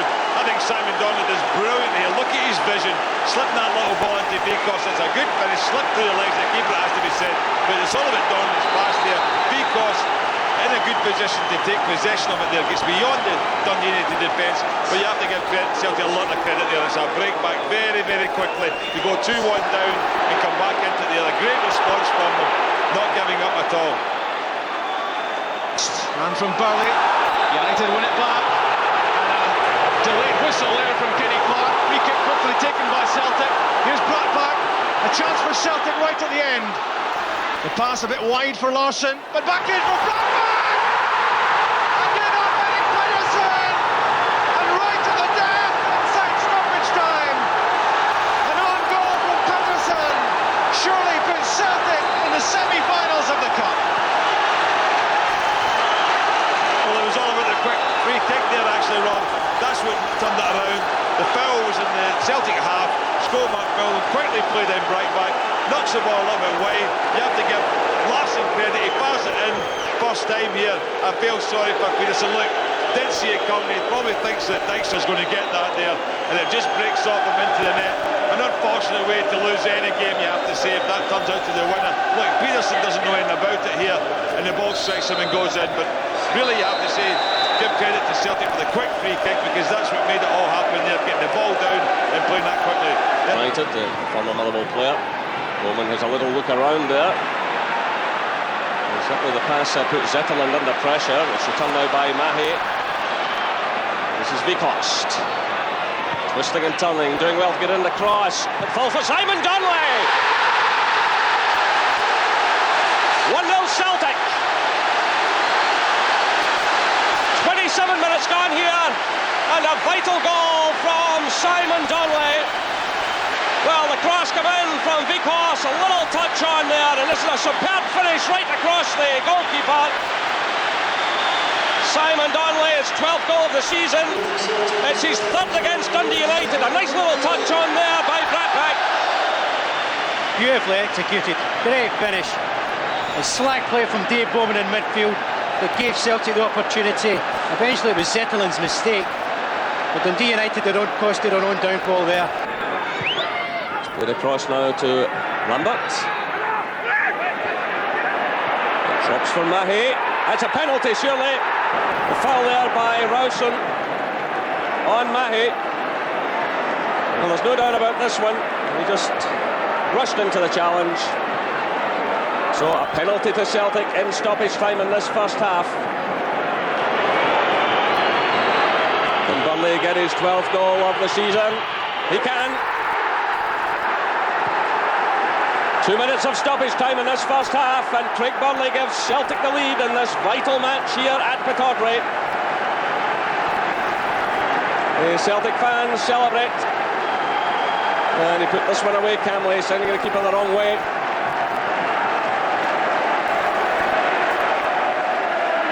So it's the Celtic fans who celebrate towards half-time. Wim Jansen there will be delighted to get that goal again. Henrik Larsson has peeled off to the left-hand side. That's a good ball through for Phil O'Donnell. The cutback, and Craig Burnley fires in the equaliser. Cheers as much of relief as delight around Celtic Park. 25 minutes gone, it's 1-1.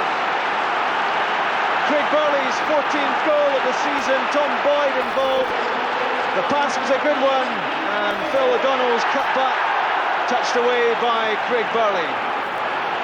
Much needed by Celtic.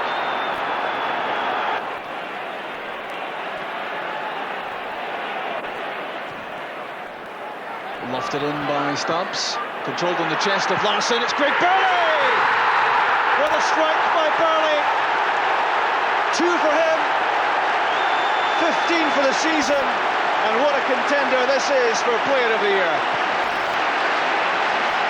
Just 2 minutes to go to the half-time interval, and Burley strikes again.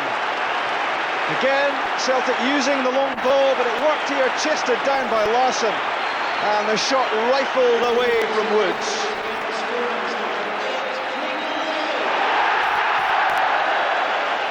Maybe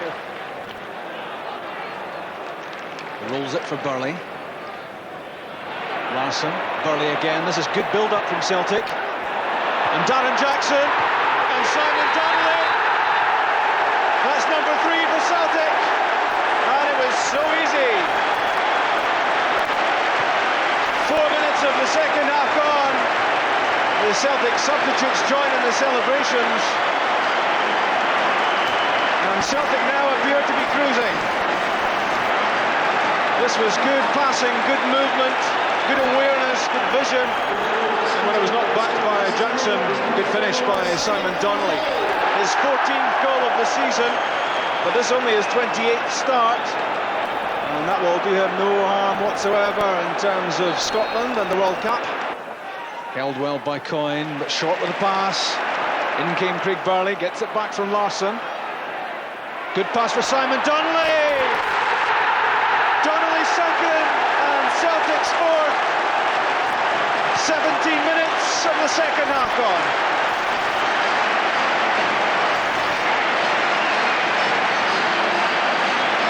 Again, the Motherwell defence carved open. They relinquished possession in the midfield with that short pass from Tommy Coyne. And from here on, they were going to pay for it. Craig Burley has been so involved, scoring twice and setting up Simon Donnelly there to make the score. Celtic 4, Motherwell 1. Wim Jansen's key word all season, and he picks an unchanged 14 for this league decider, despite the disappointment of Dunfermline last Sunday. That means Morten Weghorst, a regular in midfield for most of the season, can't displace Phil O'Donnell. And Celtic will look to the strike pairing of Henrik Larsson and Simon Donnelly, backed up by Football Writers' Player of the Year Craig Burley, who've scored 49 times between them to get the goals they badly want. What the Celtic fans want to see today is skipper Tom Boyd with his hands on the league champions Championship trophy. If Celtic win here, events at Tannadice won't enter into the equation. St Johnstone have a big problem. Both their first-choice centre-backs are missing. Jim Weir is injured. Alan Crennican is suspended. So, lining up in the centre of defence are two Bells Hill-born 20-year-olds, Stuart McCluskey and Andy Whiteford. They'll lean on the experience of John McQuillan and Alan Preston alongside them. The goal threat to Celtic could come from Roddy Grant and Georgia Boyle. Back after a 3-game ban in central midfield is Attila Sekelioglu, but this will be his last match for St Johnstone. He's turned down the offer of a new contract and he's heading home to Austria.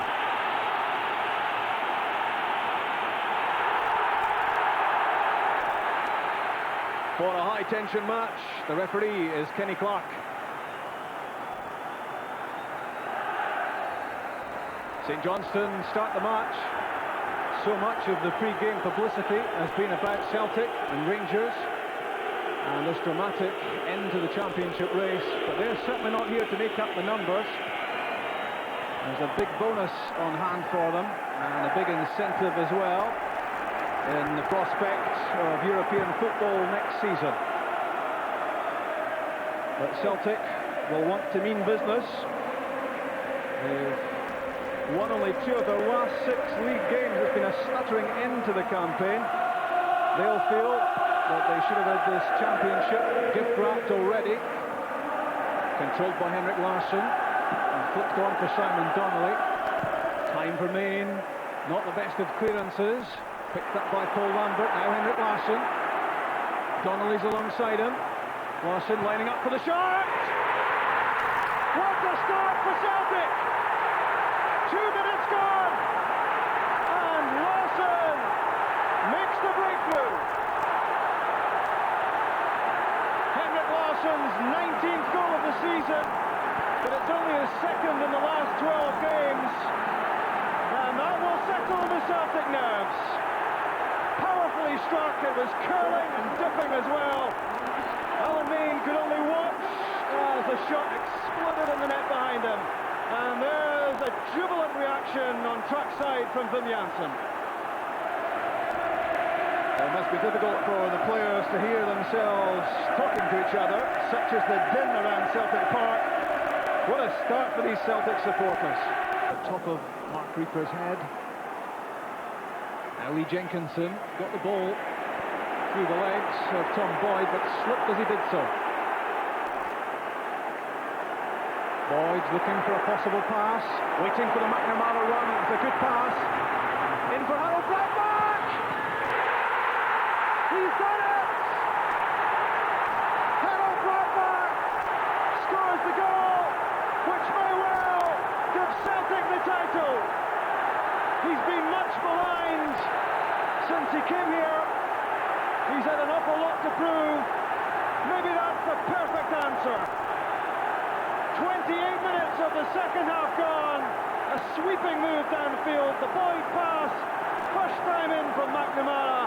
And there's a top-class finish from Blackback. His 10th goal of the season. And that one surely has a gilt edge to it. And what did that mean on the touchline? There's your answer.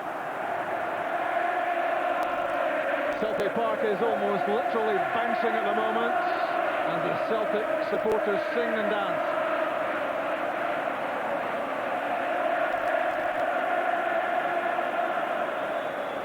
Some of the Celtic players not involved today, ready to join the celebrations. Malky Mackay, Darren Jackson, Stuart Kerr, Tosh McKinley, David Hanna, Stephen Mahy, Tommy Johnson, all there, all ready for the party. And down on the touchline, the gaffer, Fergus McCann, making sure that everything goes as it should go after the final whistle. The long wait is over. Celtic have won the championship. And the party can now commence, and Tom Boyd can look forward to lifting the league championship trophy. Henrik Larsson, 19 goals this season, and his 19th, which came after 2 minutes of this match. So vital. It got Celtic off to the best possible start.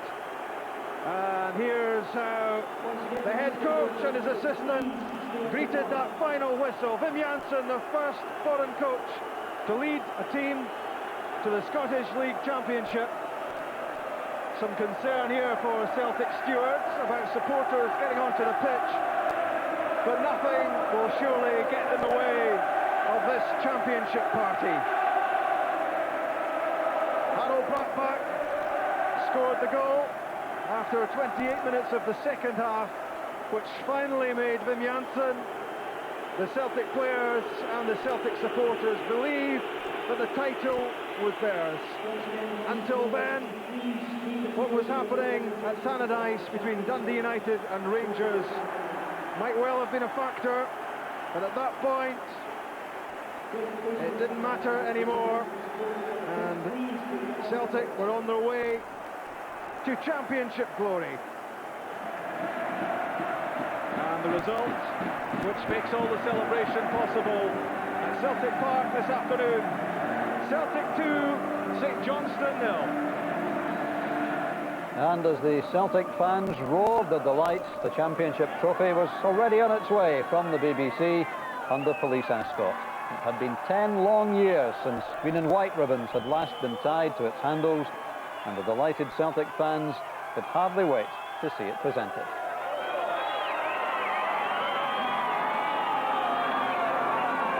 That is the glittering prize. The prize that Celtic have been dreaming about, hoping about for so long, and now it's theirs. The Secretary of the Scottish Football League, Peter Donald, alongside Lord McFarlane of Bearsden, who on behalf of the sponsors, Bells, will hand over the trophy. Harold Brattbakk has had his difficult moments since joining Celtic, struggled to win acceptance, as Tom Boyd accepts the League Championship trophy.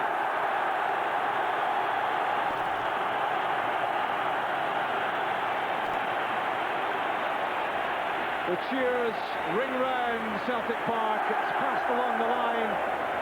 There's Jonathan Gould. Harold Brattbakk, whose goal eased a few beating hearts inside Celtic Park today.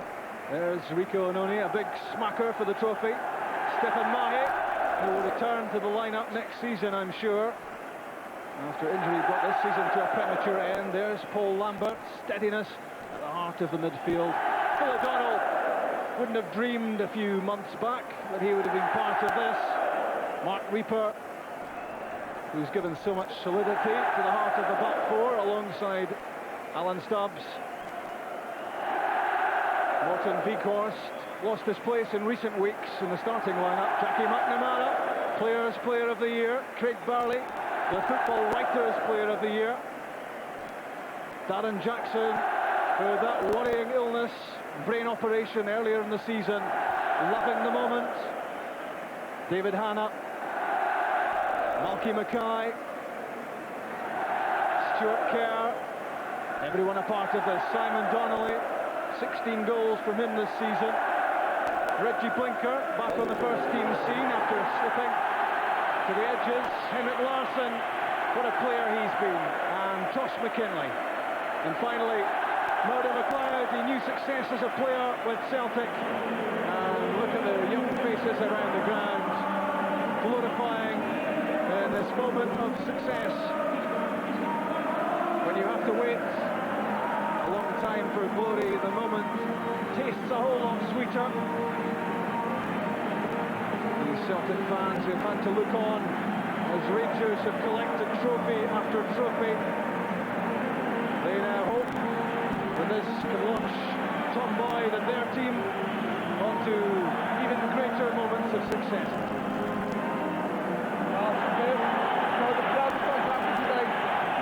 We always knew once we scored, we always ever still believe in ourselves that we do it today. You know, everyone's been knocking us and saying we're bottlers, and people have said we didn't deserve to win it. You know, so it's nice to shut them people up. You know, we never bottled it once this season. You know, nerves get to all players. You know, and sometimes You just got to get on with it. It's hard to describe, you know, still just revelling in enjoyment out here. It's, can't believe it. The fans, they deserve it, they've stuck with it through thick and thin, so this is their day as well as ours, so we'll enjoy it.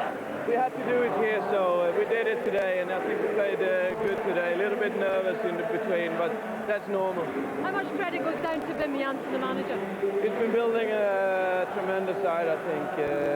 Everybody wasn't pleased in the beginning when we lost the two first games, but since those games, we've been coming together as a team and be playing much better, and I think it's the main reason why we achieved the championship today. We also have to look forward to next season and get even better and build on this, because I think we have something special here.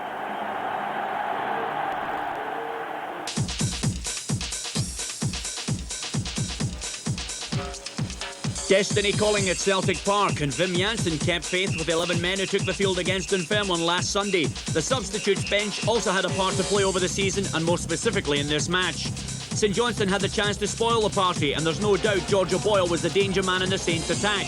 No Weir Kernahan in defence, a big blow to Paul Sturrock's selection. A time for brave men, with the crowd cheering, and of course, the huddle discussing the final attack plans. Closely marshalled by the coach supreme. Celtic's first real threat on goal, and Larsson settles the nerves with a killer touch, well past the outstretched arms of Alan Main.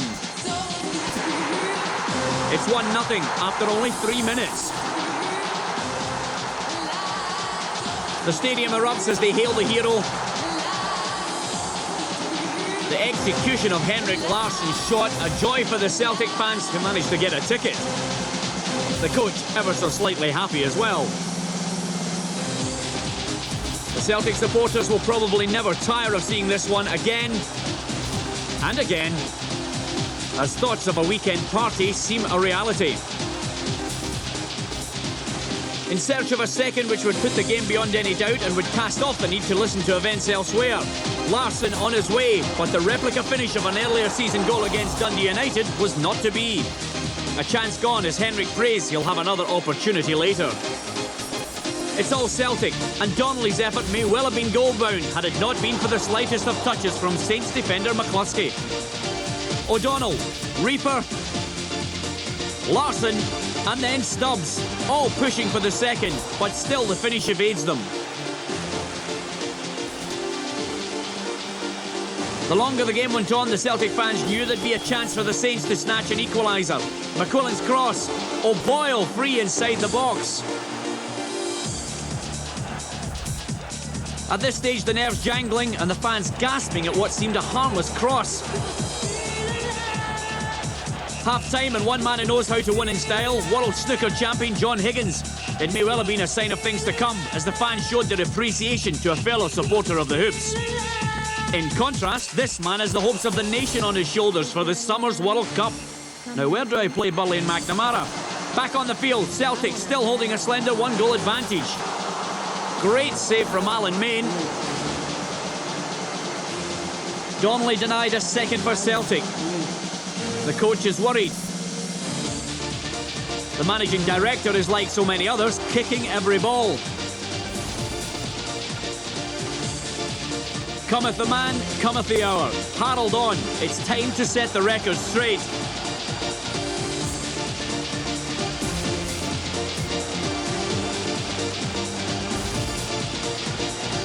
The captain looks to inspire, and as he picks up the pace, the crowd sense something could be on.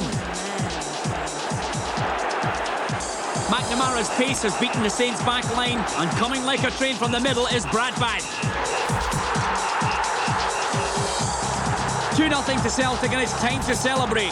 Harold, cool as you like, on time and ready to accept the applause. McNamara's pass is perfect. Bradford's finish is exquisite. The goal wins the title and the game, and enters Harold and, of course, the coach, Wim Jansen, into legendary status.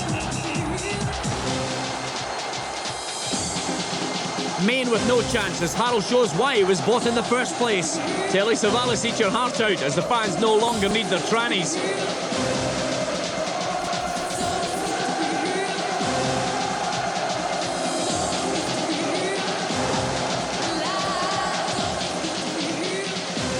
There's still time for a third, but on this occasion, Harold fails to get any power behind the shot. Stubbsy gives Brad back more ammunition, but again, there doesn't seem to be anything left in his armoury. But by then, who really cares? The party's already started, and the trophy's on its way to Celtic Park.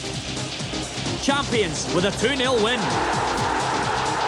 That's what it means to the players, the coaches, and of course the backroom staff at Celtic.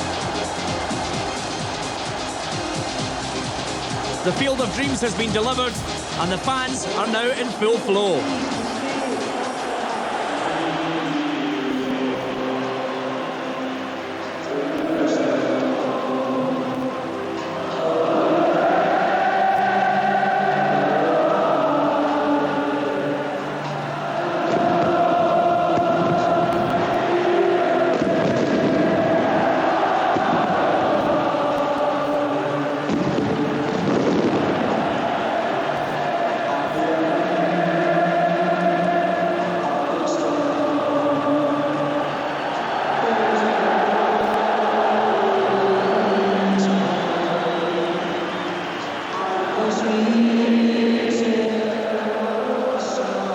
Absolutely magnificent.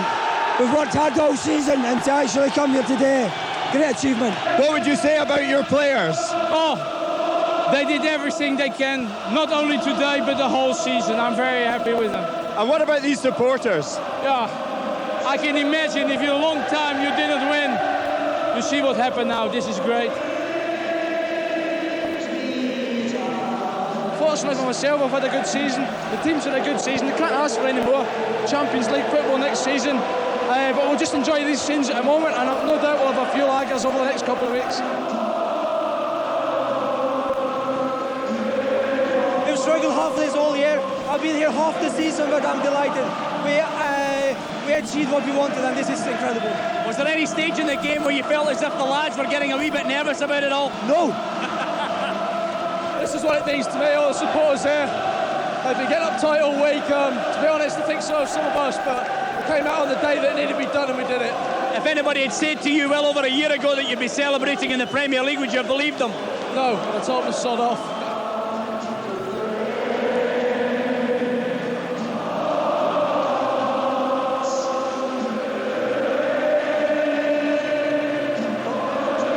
The fans are happy. They've been waiting for a long time. And everybody was slaughtering us off after the first few games, but we showed that we can play better than we did then, and we are very pleased now, and we have something to build on for the next season.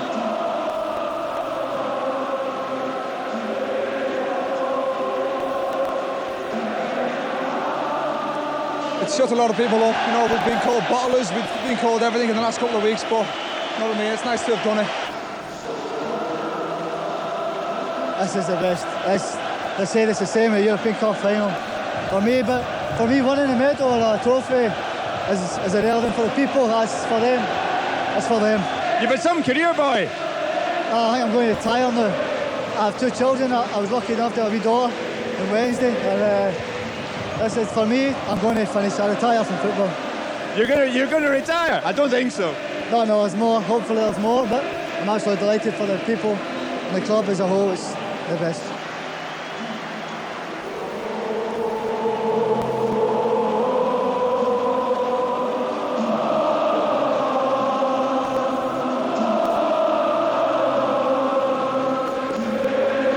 A certain Chip Charnley spoiled the welcoming party. Henrik Larsson.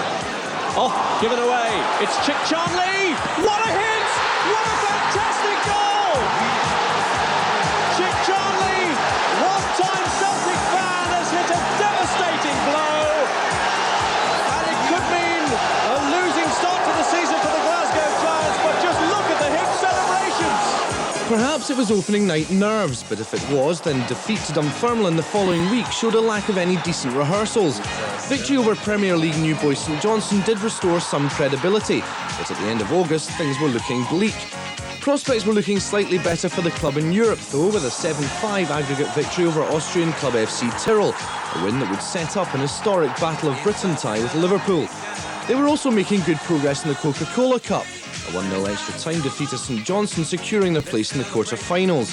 However, off the pitch, Celtic, and indeed the whole of Scottish football, held their breath as it was announced that striker Darren Jackson was suffering from a brain disorder and required urgent surgery. Thankfully, it was not as serious as was first thought, and Jackson was back in training just over a month later.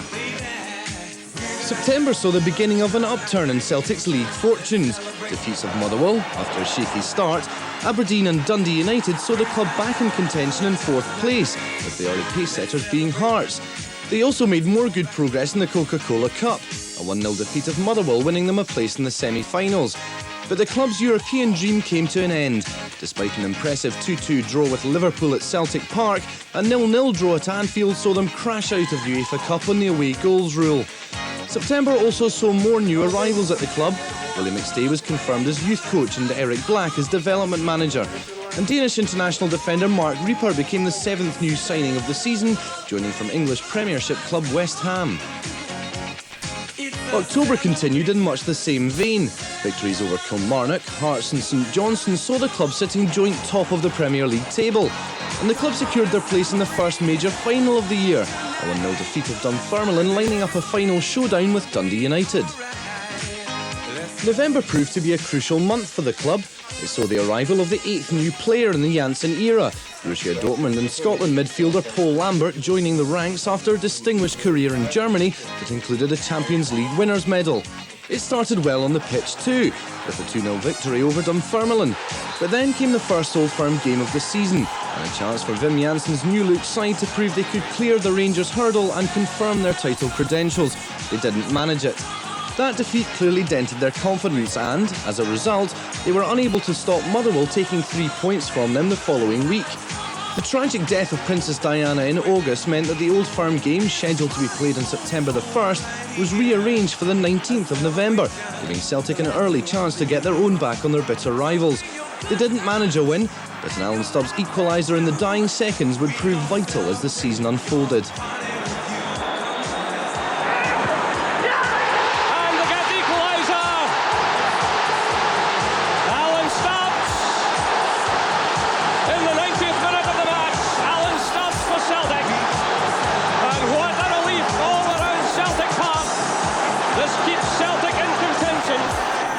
Next followed 2 games against Dundee United. The first saw a convincing 4-0 victory in the league, but Celtic were left in 3rd position, 5 points behind leaders Hearts. The second, a 3-0 win in the Coca-Cola Cup final, gave Celtic their first piece of silverware of the season. It was a day for all those involved with the club to savour, and for Wim Janssen, proof that he had a side that was capable of handling the big occasions. Significantly, and to their great credit, Celtic went through the competition without conceding a single goal. And as Tommy Boyd picks it up, they're hoping that this is a signal of good times ahead. Let's celebrate. December was a relatively quiet month in comparison to its predecessor, but it did have its moments. It opened with a disappointing 0-0 draw with Kilmarnock, but a victory over struggling Aberdeen followed. Then came an important match against surprise title contenders Hearts at Celtic Park. Jim Jeffries' side were proving all the critics wrong, and Celtic knew that they had to take all the points if they were to be taken seriously as title challengers themselves. In a bid to boost their goals forward column and give the players a lift before the Hearts game, Janssen signed Norwegian striker Harald Bratbakk, who joined the club with an impressive goal-scoring record from Rosenborg. In the end, a late Craig Burley goal secured the 1-0 win at Celtic Park.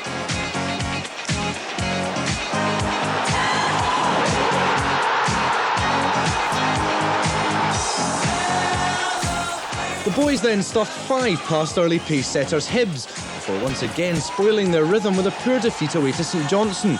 By the end of December, Celtic were still 3rd, but had narrowed the gap between themselves and leaders Rangers to just 4 points. January, and possibly the turning point in Celtic's season. There's Lambert again for McNamara. Rangers, you feel, are here for the taking. It's Craig Burley!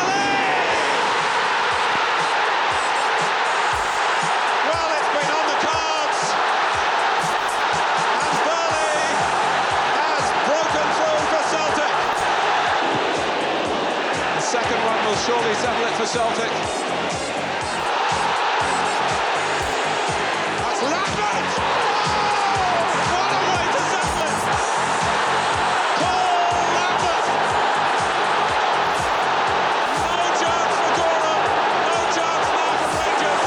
It was an incredible day, not just because Celtic won, but because they won in style, with no evidence of the nerves that have so often let them down in the Old Firm games. Next up, however, were Motherwell, and Celtic did let themselves down by failing to secure what should have been, considering the result the week before, a certain 3 points. In the end, they could only force a 1-1 draw. The month ended on a high, however. Celtic started their assault on the Scottish Cup with a 2-0 win over First Division Morton, and ended the month with another win over Dundee United. That left them third in the league, just 3 points behind Rangers and Hearts. With February came another crucial game that would test Celtic's title credentials. After a convincing 3-1 defeat of Aberdeen, Celtic had to face Hearts, who had now proved that they were not going to fade away, as many had long predicted, and were being touted by some as serious title contenders. Celtic had a good start, Jack McNamara putting them 1-0 up just before half-time, but after that a series of chances went a begging, before one Jose Katongo stole the show. Katongo's there, twisting and turning, as a chance on there for McCann. Katongo! Jose Katongo for Hearts! More than 2 minutes into stoppage time! The players knew that it was 2 points that they should not have dropped, but to their credit they played the rest of the month without losing a game. A win over Dunfermline in the Scottish Cup secured them a place in the quarter-finals, a convincing league victories over Burt Payton's side again in Kilmarnock, and a narrow win over struggling Hibs catapulted them to the top, 2 points clear of nearest challengers Hearts. And so to March. Dundee United were dispatched, but not without a struggle in the Scottish Cup, setting up an Old Firm semi, but got their own back by forcing a draw in the league a week later. This was a particularly frustrating result for Celtic, as Rangers were beginning to falter, a 2-1 defeat at the hands of Motherwell calling their staying power and attitude into question. Celtic did manage to take 3 points from Aberdeen the following week, and then, once again, Hearts had to visit Celtic Park. The game passed largely without incident, but Celtic couldn't find the killer instinct to finish off Jim Jeffries' side, the nervousness of the moment clearly getting the better of both sides. At the end of March though, Celtic were still top. April brought another pair of Old Firm games within just a few days of each other. First was the Scottish Cup semi-final. Despite a late consolation goal from Craig Burley, it was Rangers who would win the day and get the chance to face Hearts in the final on May the 16th. Kilmarnock were the team who found themselves sandwiched between the two fixtures, and they suffered the backlash of that defeat to Rangers when Celtic beat them 2-1 at Rugby Park. And so to the last Old Firm encounter of the season. Celtic went into the game knowing that a win would go a long way to securing their first Premier League championship in 10 years. In the end though, Rangers won convincingly, and Celtic were forced to put the game behind them and concentrate firmly on the remaining 4 matches. At first it looked like they had. A 4-1 defeat of Motherwell seemed to dispel any rumours that they were losing their nerve. But it was an all but doomed Hibs side who next visited Celtic Park, knowing that a defeat would just about consign them to First Division football.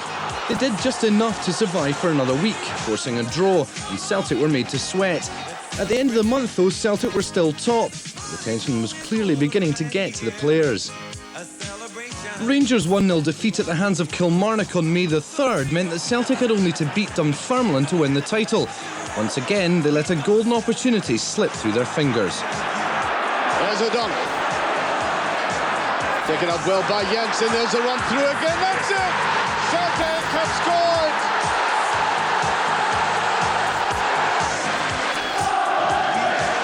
Like an orchestra leader there, and that is just drifting. Oh, it's in! It's a goal! Dunfermline have equalised. Falconbridge, the 19-year-old from Coventry, is about to spoil the party. So it all came down to the last weekend of the season. Rangers faced Dundee United at Tannadice, while Celtic had European hopeful St Johnstone as their opposition. Celtic knew that a win would guarantee them the league title, regardless of Rangers' result in Dundee. But if Rangers were to win and Celtic could only force a draw, then the trophy would remain at Ibrox. The tension and nervousness in and around Celtic Park was intense, but in the end, and not before time, it turned into a dream day for the men in the green and white hoops.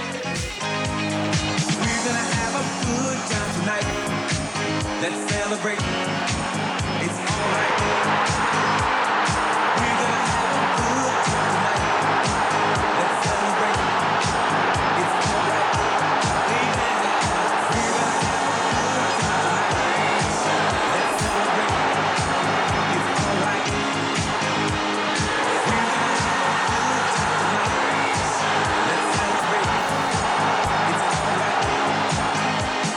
So there we have it, the story of Celtic's title-winning season 1997-98. It's been, if you will excuse the cliché, an emotional roller coaster for all who have followed Celtic since the opening day at Easter Road. But that's now history, and so too is Rangers' dream of 10 in a row.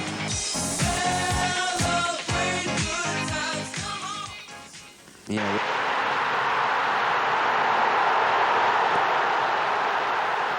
You see a smile on their faces. You know, they've waited a long time for this. I've only been here 2 years, you know, and they've had to suffer for 9 or 10 years. You know, so that's what it means to me.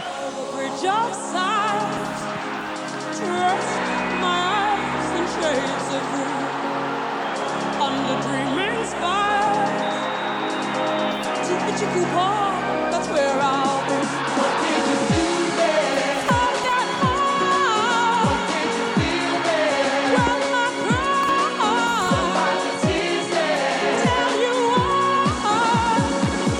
It's all too beautiful. It's all too beautiful.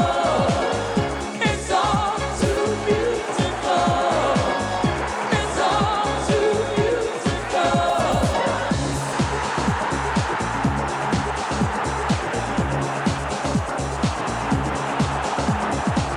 I'll tell you what I'll do. I like the whole world out with you.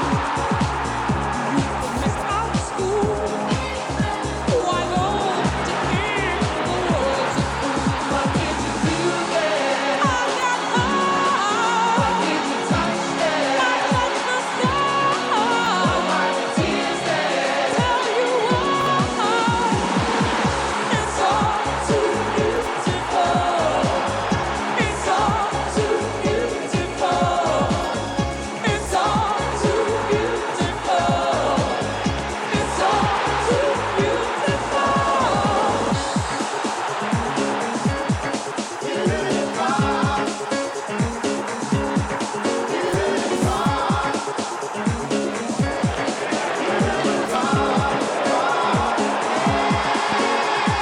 I feel inclined to know my mind.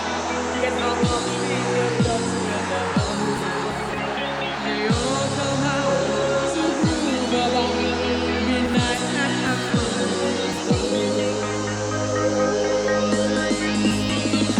It's all too beautiful. It's all too beautiful. It's all too beautiful.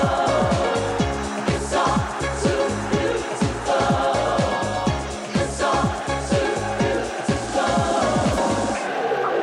It's all so beautiful. It's all so beautiful. It's all so beautiful. It's all so beautiful. Yeah, It's so beautiful,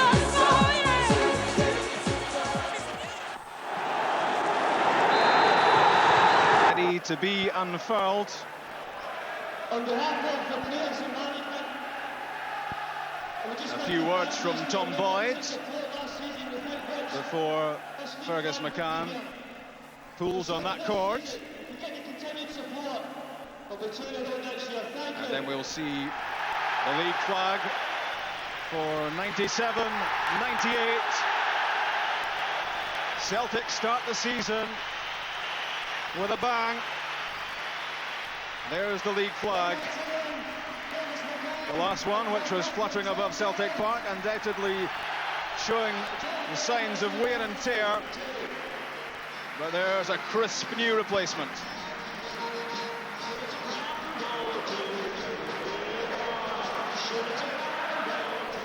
The days of 1 to 11 are gone. It's squad numbers for the new Premier League, and opportunity is knocking in the Celtic lineup for number 19 Malky Mackay and number 20 Reggie Blinker. Reaper, Mahe, Vikhorst and O'Donnell are all injured. Mackay to find new ways of getting through this Dunfermline defence. Free kick taken quickly there. Back from Larsson to Craig Burley. Well struck! That's the opening goal! 90 seconds into stoppage time at the end of the first half. And somehow it had to be Craig Burley. His first goal of the season. He scored 15 times last season, the Football Writers Player of the Year. A scorer for Scotland at the World Cup as well. And when this was laid back cleverly by Henrik Larsson, it always looked likely that the Burley shot would end up in behind Ian Westwater, and that's the reaction that it provoked on the Celtic bench. That's our time. Aired by Andy Todd.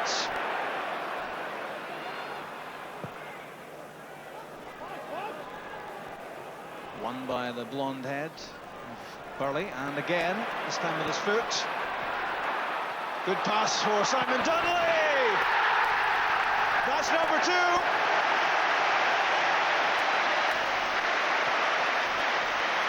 Dunfermline will feel that they might well have got that clear, but you have to give credit to the tenacity of Burley and the perfect pass to Simon Donnelly, and that shot was always a scorer. Here is where Dunfermline might have got it away, taken on by Craig Burley. Had a quick look, quickly shifted on to Donnelly, and there's a clinical finish for Simon Donnelly's first goal of the season.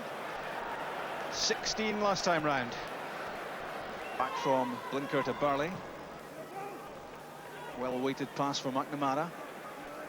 All the way over to the other side now. Donnelly lofted in. Malky Mackay's header! That's 3-0. And a sweet moment for Malky Mackay.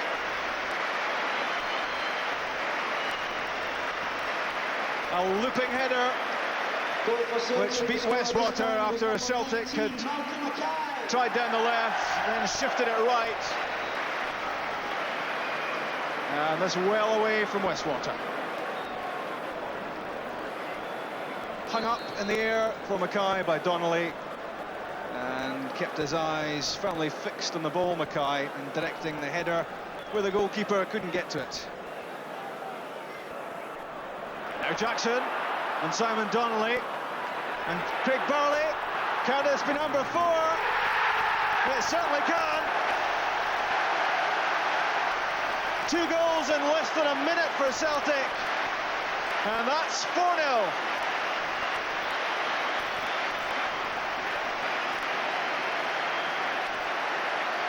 Celtic were hoping for a championship party with the unfurling of the flag beforehand, and that's now the way it's turning out. A second goal for Craig Burley, and 4-0. Set up by Donnelly, and never much doubt about where that was heading. And this is no more than Craig Burley deserves. It's been a 5-star performance from him. Regulation 90 left, plus stoppage time to be allocated. And Celtic, who struggled to make the breakthrough in terms of goals, have reaped rich rewards in the second half. Long ball from Malky Mackay. Darren Jackson working it on to Burley. And that's the hat-trick! 3 for Burley, 5 for Celtic.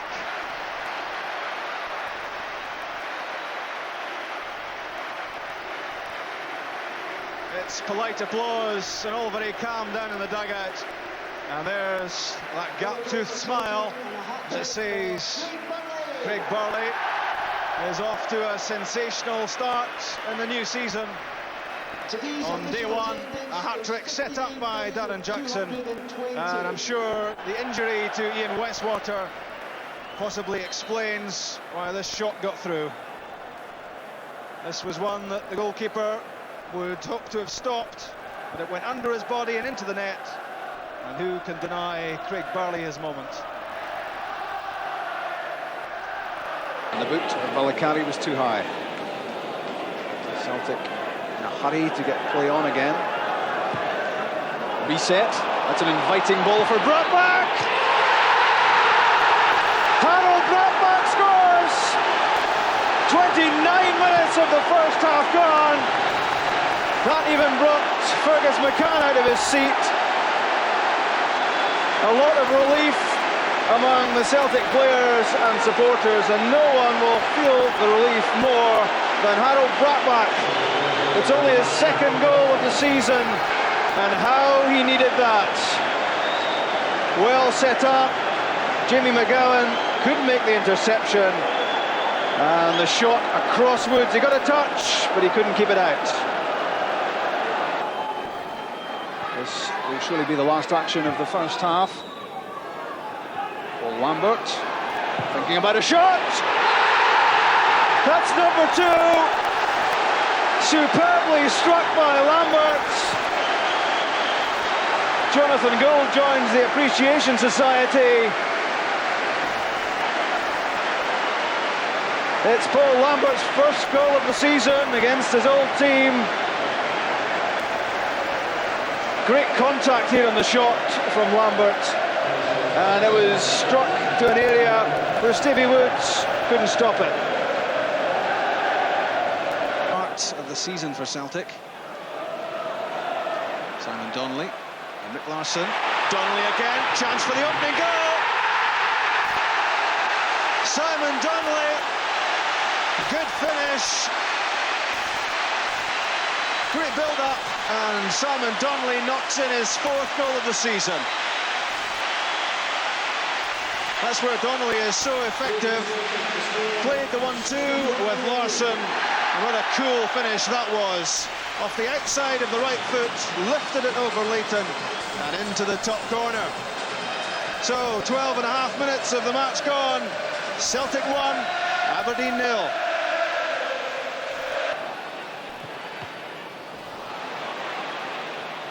We're at the 70 minutes mark in the match. Henrik Larsson controls the long ball from David Hanna. Good support from Vidar Reset. Good save by Jim Leighton, but he won't keep out that one. It's Simon Donnelly's second. So sharp.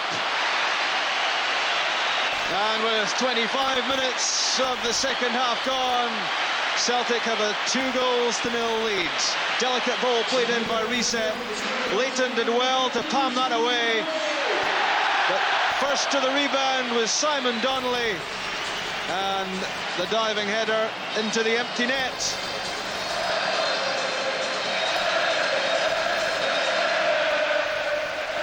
Wasn't really too much Jim Leighton could have done here.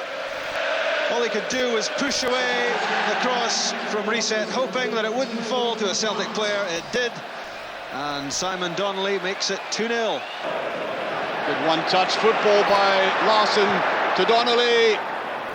Now Butchell, can he lay it on? He tries to go for it himself, but he's brought down. It's a penalty kick. Good play by the youngster.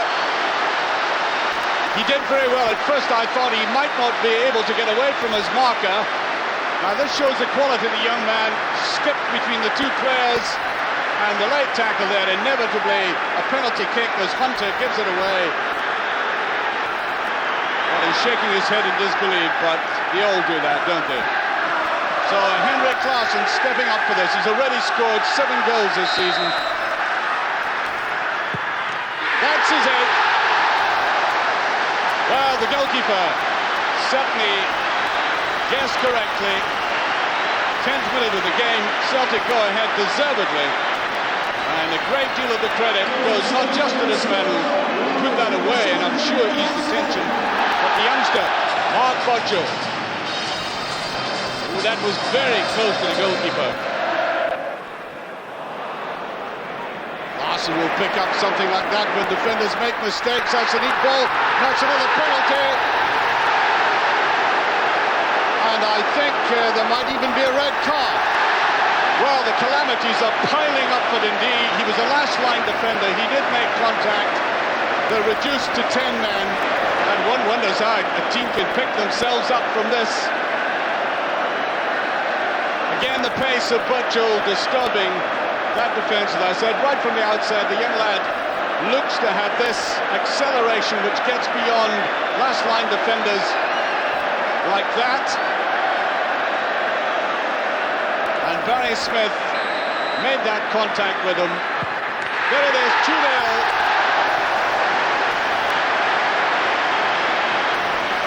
And now he adds adds another goal to his tally, his 9th goal of the season. And Henrik Larsson's scarf held in the crowd there very proudly. For the Swedish international, who took that goalie, decided on another option that time. O'Donnell got out of that well. That's a beautiful ball again. No marking there. Butcher, will he try it on his own? He does. That's a great goal.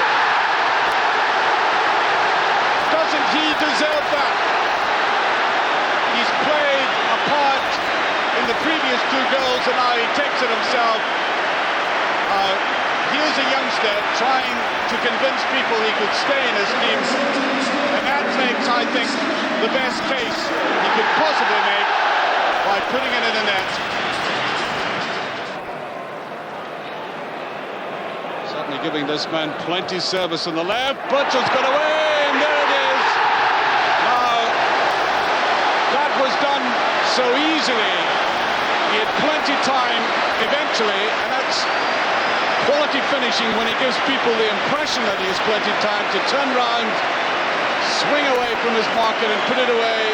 Just waited for the player to do all the damage himself, self-inflicted, but remained calm enough to sweep it away for the 2nd goal.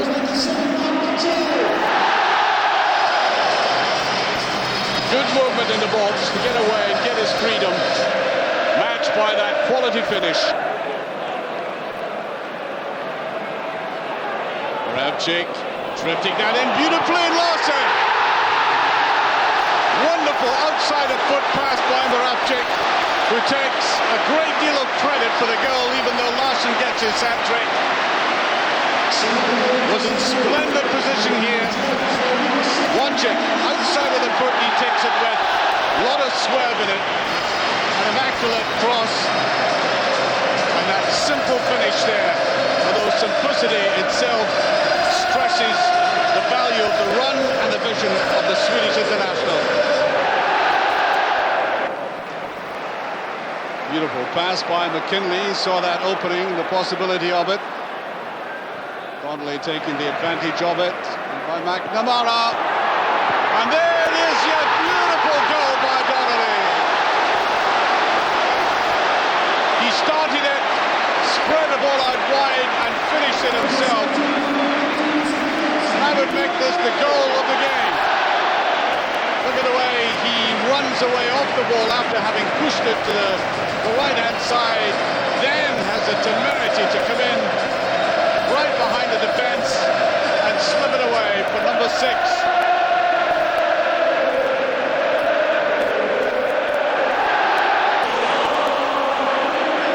Three changes for Celtic. Alan Stubbs is back after injury and yesterday's birth of his 2nd child. Swedish signing Johan Mjällby's first game for Celtic couldn't be much bigger, and Paul Lambert is available again after suspension. Jackie McNamara is injured again, joining Gould, Reaper and Burley as notable absentees.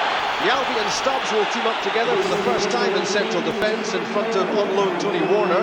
Vidar Riethes starts on the right side of midfield, with Simon Donnelly offering support to a new-look attack, with Lubo Moravcik replacing Mark Burchill up alongside Henrik Larsson. Johan Mjällby is a Swedish international teammate of Larsson's. He's been capped 8 times and was just pocketed a League Championship winners' medal in Sweden.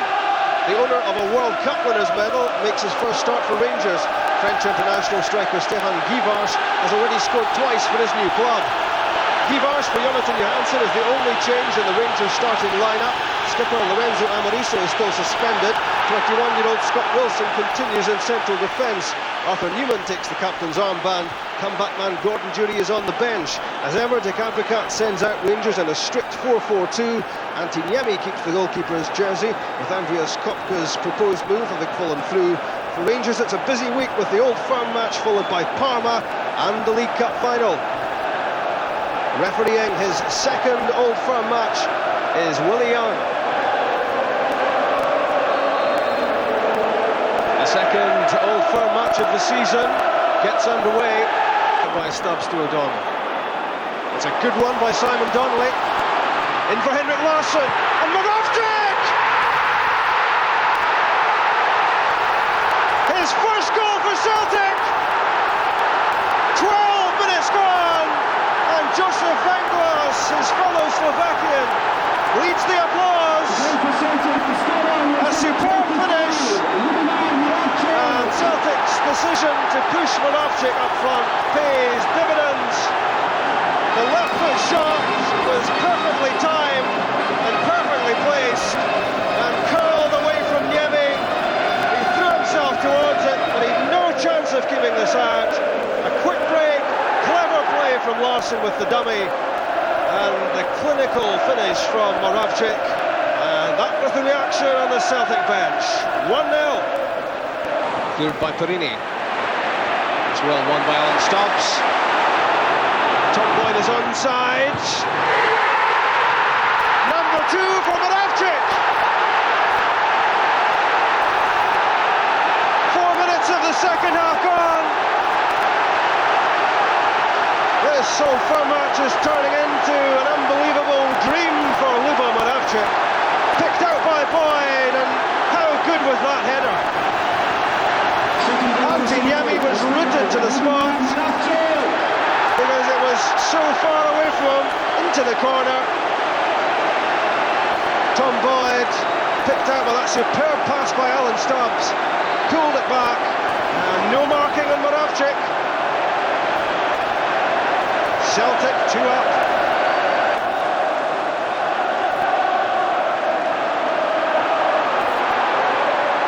Pass from Donnelly for Henrik Larsson. It's number 3 this time. And Celtic Park is bouncing. 7 minutes into the second half, and a 3-goal lead for Celtic. Rangers are stunned. Henrik Larsson scores his 12th goal of the season. The deftest of flicks, putting the ball beyond Niemi. The angle pass from Simon Donnelly. Larsson had the pace to get away from Henry, and he had the composure to finish in some style. 6 goals now for Larsson in his last 4 games. He's hot, and Celtic are hot. 3 up in the Old Firm match. Healthy run up at that. Away from Newman. Tom Boyd has time. Underneath it, Andrei Kanchelskis. Didn't get it clear though. In from Phil O'Donnell and Henrik Larsson.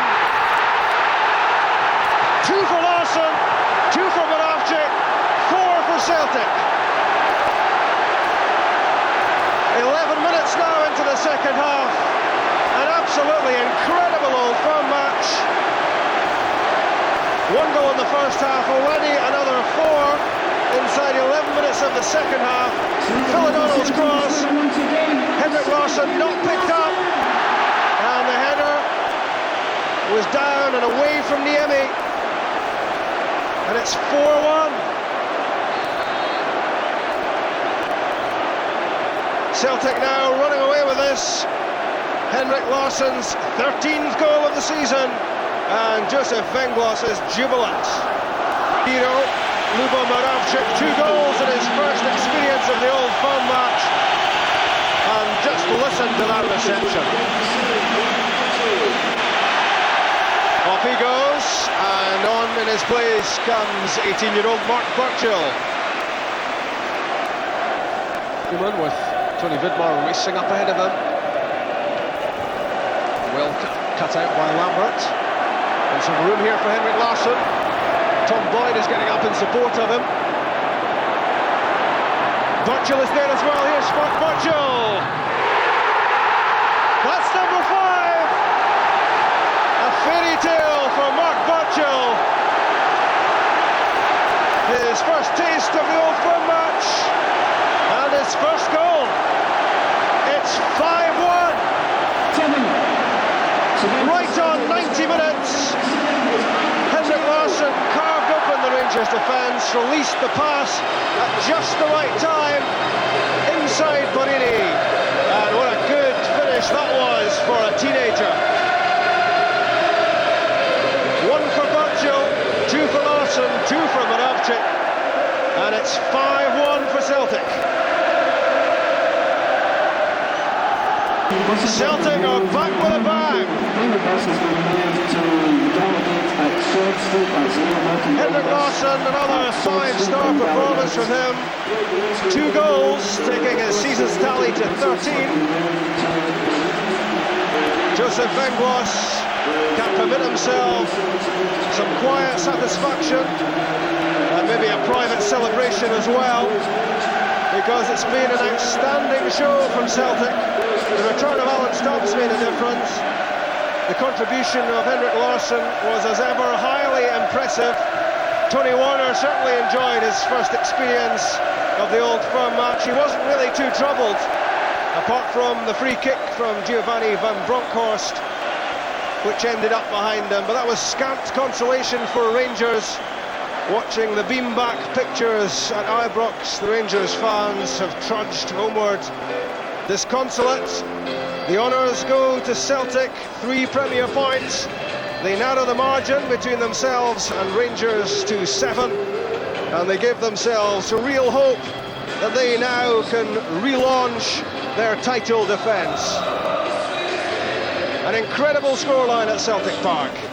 Celtic 5, Rangers 1.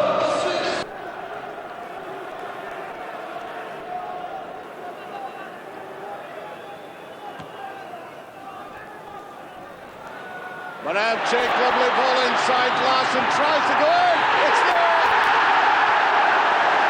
Larsson opens the scoring for Celtic. 39 minutes gone. And after all, the effort, some of them quite laborious to try and make this defence. A goal of simplicity, long ball, tucked through to Larsson, and with that typical tenacity, causing the mother will sub in the back of that goal to put his head in his hands, squeezing it past the goalkeeper, who I think might have made a better effort at it than that. Inside, finding it difficult. There's Nevin getting his first real touch of it, and rather being dwarfed there by the mighty figure of Bjalby. Away goes Larsson. Look at that easy style of his, drifting away from players. That's a beautiful ball inside to O'Donnell, and he does it! Glorious goal set up by Larsson, and O'Donnell right on the end of it. He had to do a lot of running alongside Larsson, but it paid off. 2 minutes gone, and the delightful play again by Larsson from deep. And as I said, O'Donnell had to do a lot of running to catch up in it, but he did, and kept his cool. 2-0.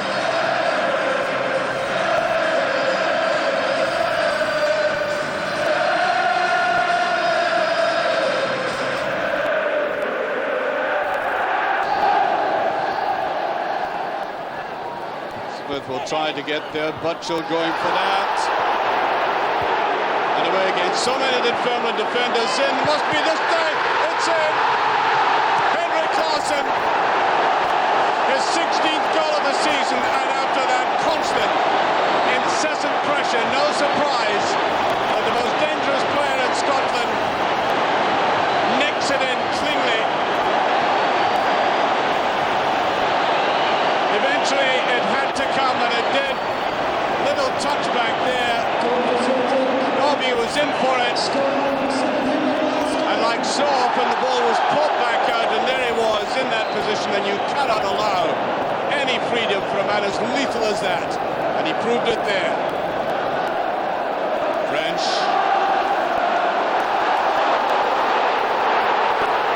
Get the feeling that Celtic are very relieved as Larsson almost splits them open again. Mahe, and a penalty kick given. Mahe going down. Dunfermline protest. And a booking, I think, as a result of the complaint about that. And Celtic could kill the game stone dead after that incident.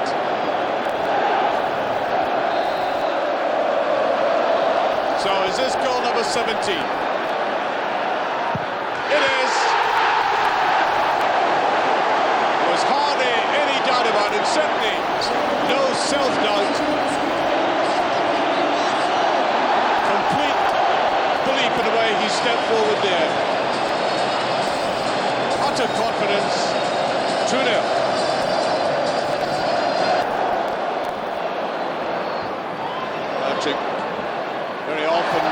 Excellent player going one way, then the other. That's it.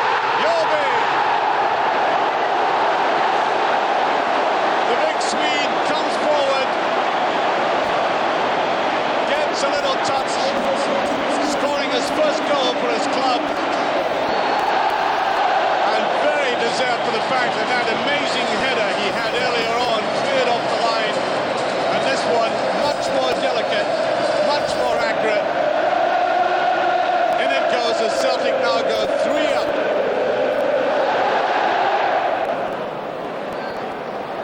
That's a criminal for Dunfermline to allow this man all that space again. Marabchik, yes! Well, that caps, as I said, the artistry of the man in midfield and the finishing of him in the penalty area. He certainly deserves that for the individual contribution he's made to this game. Although Larsson again takes the credit for giving him the little opening and then the sheer strength of the shot, deceiving the goalkeeper. As Celtic now romp away. A good play by Lambert, who was away in a run on the right, but it's given to Larsson again. Abrahamczyk. Oh, what a beautiful goal! Now that angle was right at the outset, a very difficult one. His target very narrow. But you know, from the moment it left his foot, his whole attitude was, this is going into the back of the net. You can see yourself how he gathers himself for it. Only one thing in mind, despite the narrowness of the target, and he struck it. Too much skimming, rather. Here's Lambert. Marabchik. And Celtic in here. And a goal already. It's a goal for Phil O'Donnell. And Dundee caught napping. It's an absolute peach of a goal. But Jockey Scott will just wonder what his defenders were thinking about. Marabchik, a delightfully weighted ball in behind. O'Donnell with a typical surging run into the box. Celtic a goal ahead, and Dundee already paying the penalty of being caught too square at the back. Great ball from Marabchik. And it's a good first touch by O'Donnell. Irvine can't get back to recover. And O'Donnell just doesn't enough to prod the ball past Robert Douglas. But he's only a little lad. It was won by Boyd. Here's Lambert on a mazy run. Not a bad cross either. Recess header, and it's 2-0 to Celtic. And they're having plenty of festive fun already on their trip to Dens Park. Well, Dundee in desperate trouble now. It's a decent cross from Paul Lambert, no more than that, and Reset doing what every white player should do when he plays on the other side, getting himself into the back post area. Gets across Rodgers, and Douglas left without a hope. And he gets up well, to be fair to him. He attacked it well. Here is Mjällby. Banged up towards his Swedish international teammate Larsson, who finds Birchall, who finds O'Donnell. And aim towards Larsson! And it's just kicked off the line. Has it gone over? It's been given. Despite the brave Dundee efforts to scramble it away, the goal stands. And you can be sure that that man's going to claim it. Yes, look at the reverse ball though from Birchall. He held it up. He knew exactly where O'Donnell was. That's a fine cross. Beautiful back post cross. Brian Irvine gets it away and it comes off Robert Douglas, who's ever so unlucky. That's a delightful delivery into the box. Larsson on his own at the back post, gets plenty on the header. Down it goes. Brian Irvine does well. And Robert Douglas unlucky that it came off his arm back into his own goal. It's his leg, it came off, but I think that would have to go down as a Douglas OG. Celtic's free kick away by Amoruso. Oh, and it's a goal! Celtic have taken the lead through Alan Stubbs. Only his second league goal for the boys, and both of them have come That's completely against the run of play, but that won't matter at all. He normally blasts them, but that is a measured side foot shot. There's plenty of space here. Amoruso doesn't defend it well. It breaks the stops. He's only got one thing in his mind, to curl it into the right-hand corner. Takes a look up, knows exactly where Kloss is, and that's a finish a striker would be proud of. And how many times have we seen this in this Old Firm match? A team completely out of it. And then back it goes to Boyd. Moravcik, it runs through here to Phil O'Donnell. Back to Moravcik! Off the crossbar! And Larsson for the rebound! Yes, it's in! Incredible! Henrik Larsson has made it 2-2. Unbelievable stuff. What a football match we're watching here in Glasgow tonight. A question Celtic's response. Fabulous left foot shot. Kloss nowhere, and Larsson reacting quicker than Vidmar. And Kloss just can't get back. The left foot effort from Moravcik. Kloss beaten, tries to get back to his feet. And he just can't get across his goal quickly enough. Great reactions by Henrik Larsson. What a game we have here. Lambert. Moravcik. He whips his cross in. Oh, it's come all the way through. And surely a goal for Brathwaite. And Celtic have the lead. And Harold Brathwaite, in his first league start for 3 months, comes back with a bang. That's exactly what he needed. It was Moravcik who popped up on the right, whipped the cross in, plenty of pace on it, it's misjudged, breaks to Brathwaite, and he decides to come inside onto his right foot. Took a bit of a chance in doing so, because he could have lost the chance. But he knew exactly what he wanted to do, come back onto his right foot, hits the ball down into the ground, and that's enough to beat Alan Main. It's a good ball whipped in here from the Czech. Not cleared properly, not defended well by St Johnstone. That's a decent finish from a man who has more than his fair share of critics here at Celtic Park. Phil O'Donnell, he's been in terrific form lately. Larsson, he's got reset out wide. He's got Moravcik inside, and he finds him. Moravcik! Oh, what a stunner! From Lubomir Moravcik! And Celtic are obviously planning to keep Rangers in sight. Yeah, it's a fabulous strike. Alan Kernan actually gives Henrik Larsson far too much room, plays it into Moravcik, and he curls that into the right-hand corner. Kernan actually lost Larsson as he peeled off there. What a good finish. It doesn't matter what side it falls to with this lad, left or right. And he's only looking for one thing here, the inside of the right-hand post. And he couldn't be any more accurate than he was.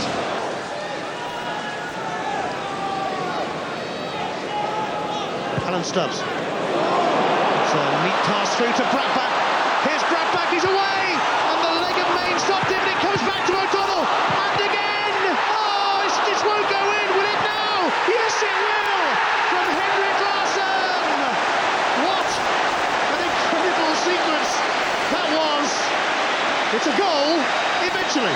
Well, no wonder Alan Main is unhappy here. He has a magnificent block here with his right foot. A second save here, and he's entitled to think one of his defenders might get back and give him some protection. And it's Larsson who arrives on the scene to score with the diving header. But Alan Main does ever so well. That's a great save. He beats this one away as well, and all he's looking for is one of his defenders to come and give him a hand. And it's Larsson who arrives and gets on the end of the last ball. In it comes from O'Neill, out it goes from Reset and from Hannah. Oh, it's going to drop here for Larsson. It's 2 against 2 at the moment. Larsson and Brathwaite against Kane and McQuillan. And it goes through to Brathwaite. And that's going to be another for Harold Brathwaite. Well, he's missed a few in those sort of positions in his Celtic career, but not that time. Well, that was always the danger, the quick breaks, and Johnson caught up the pass. But it's the timing of this pass that's perfect. Had to be delivered right on time for Brathwaite to be onside, and that's a great finish. Has a look up, bang, and that won't do his confidence any harm at all, Harold Brathwaite. John McQuillan appealing for offside, but he was well on when Larsson put him in. And that's a nice finish front. No real surprise that they were caught. Here's O'Donnell. Celtic looking for a fit, and Bradback looking for a hat-trick, but Larsson is in there. It's going to be. Larsson has it unselfishly to Bradback for his hat-trick. How unselfish can he get? Larsson tees it up for Bradback, who's the hat-trick hero of Celtic Park. Well, what a gesture that was from Henrik Larsson, because he could have got his 21st of the season, and says to Harold, go ahead, have a hat-trick, it's your night. Takes it round Alan May, and he could have squeezed it in himself probably. What a good night it's been for Harold Bradback. We were all surprised to see his name on the team sheet, and he's come up with a hat-trick. Joe Beglos putting a masterstroke in playing Bradback. It's towards Henrik Larsson. Oh, Bradback was in behind. Here's Henrik Larsson! The opening goal, 21 minutes gone, and it's Larsson's 22nd goal of the season. That's the big breakthrough these Celtic supporters have been waiting for. The long ball from Tom Boyd. Firstly, Larsson tried to flick it towards Bradback. Presley stumbled, and McKenzie was beaten. Trying to step backwards and intercept with Presley, lost his footing, and Henrik Larsson doesn't miss chances like that. Written all over the face of Roddy McKenzie. Stuart Callaghan on the near post. There's Henrik Larsson!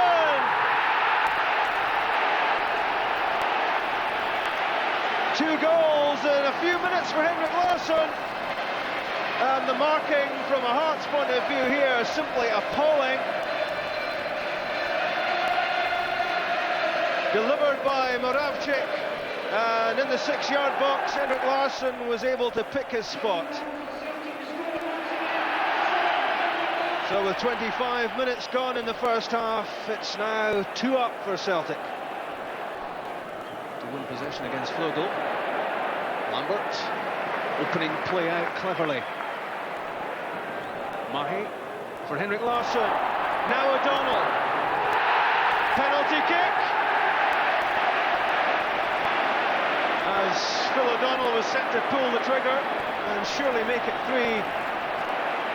Tripped inside the area, not much doubt. That was a penalty kick. Gary Naismith, the offender.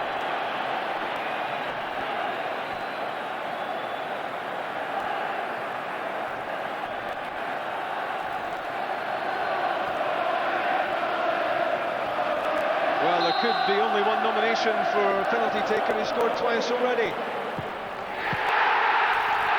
And that is Henrik Larsson's hat-trick. And it's 24 for the season. Barring injury and loss of form, surely Henrik Larsson will be Scottish football's Player of the Year in May. The Henrik Larsson show goes on. Penalty kick blasted home, and Celtic now lead by 3 goals to 0. Lambert to McKinley, in for Henrik Larsson!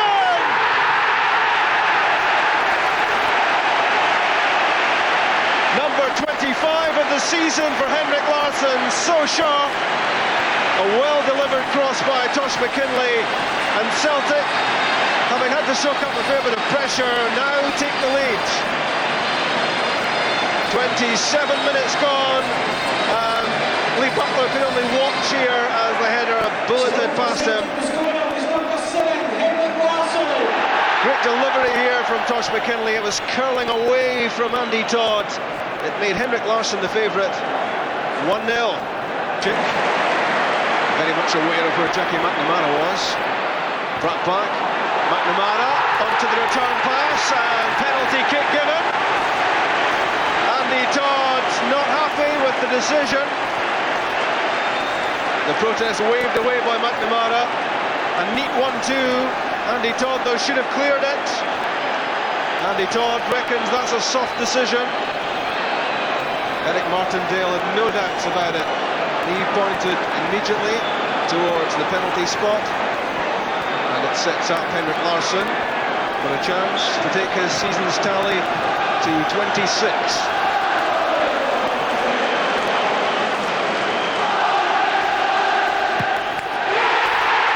Right down the middle. Lee Butler wasn't far away from stopping it, but that's 2-0 Celtic with 13 minutes to go to half-time. Dive to his left, Butler, and just as last week against Hearts, Larsson drove it down the middle. And it's goal number 2 for number 7, Henrik Larsson. Reset for Larsson, for Brattbakk. That's number 3. And Harold Brattback's 8th goal of the season. It's a good finish. He's much criticised for missing chances, but he keeps coming back for more. You have to hand it to him. And from the edge of the area, this was clinical. One touch to bring the ball under control, and another to drill it away from Lee Butler. And Celtic now have a 3-goal lead against Dunfermline with 7 minutes to go to half-time.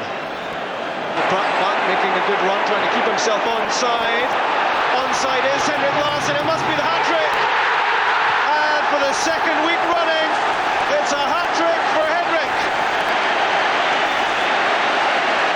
4-0 now, and 3 minutes left in the first half. 27th goal of the season for Henrik Larsson. The third time he's scored a hat-trick this season, and Dunfermline now are being taken apart.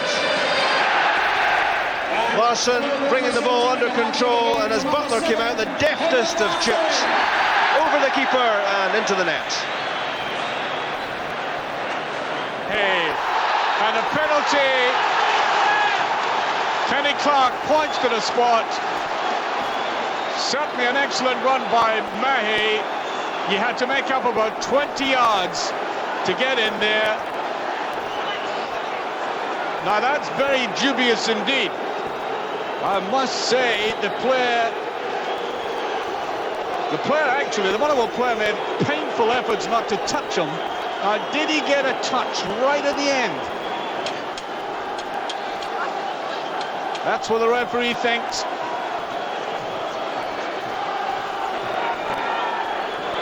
So this game has been borne along in controversy as Larsson puts Celtic one up after 21 minutes. He did it simply enough. And the man has the ability to cut himself off entirely from all the passions around him and slot it away as coolly as that.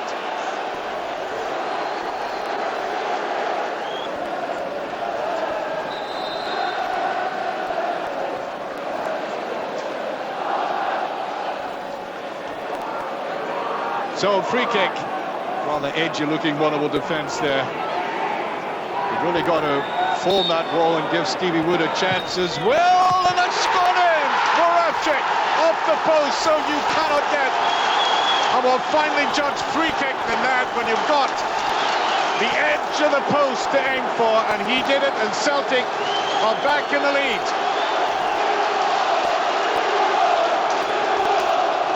This is a man who, when he arrived at Parkhead, was dismissed as a 30-something mid-European, almost fit for the scrap heap. Well, I think Celtic have found a golden nugget in there, as witness the way he can take these. There to the right-hand side, Branham. Wow, Larsson could finish it. He loves a situation like this, and he has.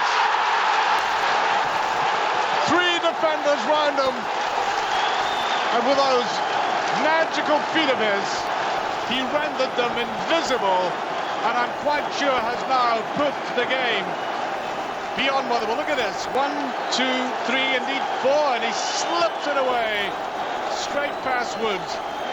This is the indication of a class striker, and that is his 29th of the season. They've come in all different shapes and sizes and different angles, and that is as vital as any he's scored. Larson. Lovely little ball put through, yes, delightful goal as Craig Burley comes back to the green-white jersey in the most marvellous way. But a touch of genius by the little Swede. Watch this. You should get a gold medal for accuracy. How about that? Burley could not believe that the ball had come through to him so well.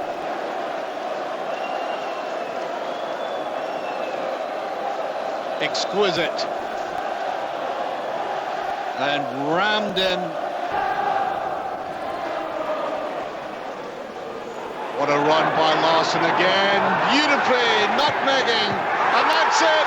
Boccio followed up. Tucks it away. And for the second time in the game, Henrik Larsson almost humiliating his opponents with these neat little nutmegs.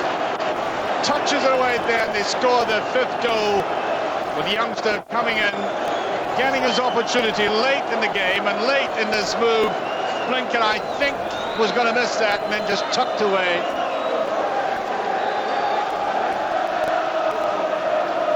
There's a run by Larson again. There's that piece of impudence in his part, almost. And Boccio pushes it away. Ample space there for Tosh McKinley. That's a decent ball there, and it just in. It's done so remarkably easy as Celtic score the sixth goal. Larson, his third hat-trick in a couple of weeks. This remarkable little man just tucking it away. The goalkeeper for a moment gave the impression the ball was going fast. I think he lulled everybody into a sense of false security. Right on the toe, and one touch, tucked away. In fact, here's Burley. Touched away again, that's it! Fourth goal for Henrik Larsson. Seventh heaven for the Celtic supporters. And an incredible tally by this man.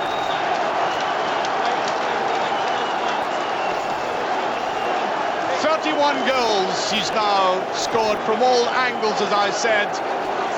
Celtic pushing forward as many players as they could, and look at the way that poor Stephen Woods was woefully exposed. You do that against Larson, you take it on the chin. Stubbs with a free kick, aimed towards Viduka. Away by Derek Anderson, but here is Viduka. Oh, lovely turn, Viduka! That is wonderful! From Mark Viduka! It's payback time to the Celtic fans! Well, he's entitled to enjoy it. It's a fabulous goal from Viduka. You don't expect that kind of footwork and control from a man of his size. It's an exceptional piece of football. The body strength to hold off the challenge, first of all. And the finish with the outside of the right foot. Ali Maxwell left with no chance at all. Great spin and turn here. And that's a quality finish with the outside of the right foot. It's the body strength to hold off Derek Anderson that made the space in the first place. And Ali Maxwell left exposed. In the midfield and Kevin Thomas. And they're holding the shape well so far, Morton. Oh, the back header was short, and Henrik Larsson punishes them. And Celtic are 2-0 up. You can't afford that sort of mistake. Paul Fennick realises as much. Well, Billy Stack will be disappointed that Celtic really didn't have to work for this. Larsson anticipates the back header. Great reactions. Paul Fennick trying to find the goalkeeper. Typical Larsson. He's always looking to get into those areas. Ali Maxwell fully committed. And it's a little dink over him. Lovely. And Blinker, he's away from Aitken here, but he pulls it back for Larsson. Oh, Larsson! Oh, and it's cannoned in off. Viduka has it. And Celtic have a third. And the front two appear to combine to perfection. Yeah, it's a great touch by Larsson as the ball comes in from Blinker here. He pulls it back. Larsson lets it come across him here. A little bit of hesitation. Cannons off Viduka's heel, and it's his night after all, isn't it? Great play by Larsson, though, to skin Anderson as he dived in. Viduka gets a nice break of the ball, but look at Larsson here. Anderson sells himself. Viduka gets the credit. Well, I'm sure they've been working on that one in training. Not. Salam first time. Nobby back in there as well. And it's in. Crowd of heads went up. And Viduka is claiming another goal for Celtic. Such a difficult ball to defend. It's whipped in there from Blinker. Derek Stilley comes. And on reflection, he perhaps should have stayed. But it's a good delivery. There's plenty of pace on it. And Andy Dow on the line just can't do enough to keep it out.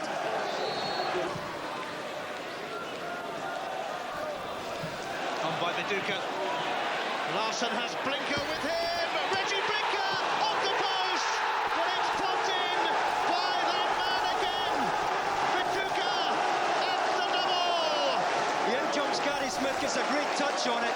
Larsson puts Blinker away. And Viduka follows up to get on the end of the rebound off the post.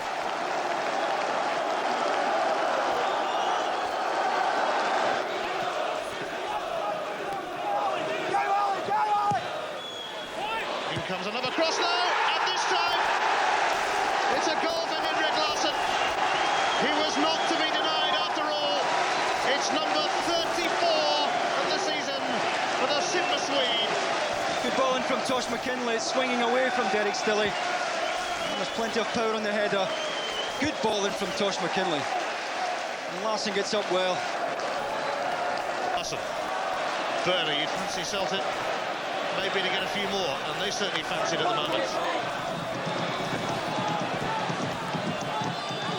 Burley. And here's Larsson! It's his second of the game. 2 for Viduka, 2 for Larsson. Lethal. It's into such a dangerous area. Derek Stilley can't really come for that. It's too deep. And Larsson's in there above Gary Smith. McNamara. Birchall. Burley and Larsson are in the box at the moment. Birchall's cross finds Burley!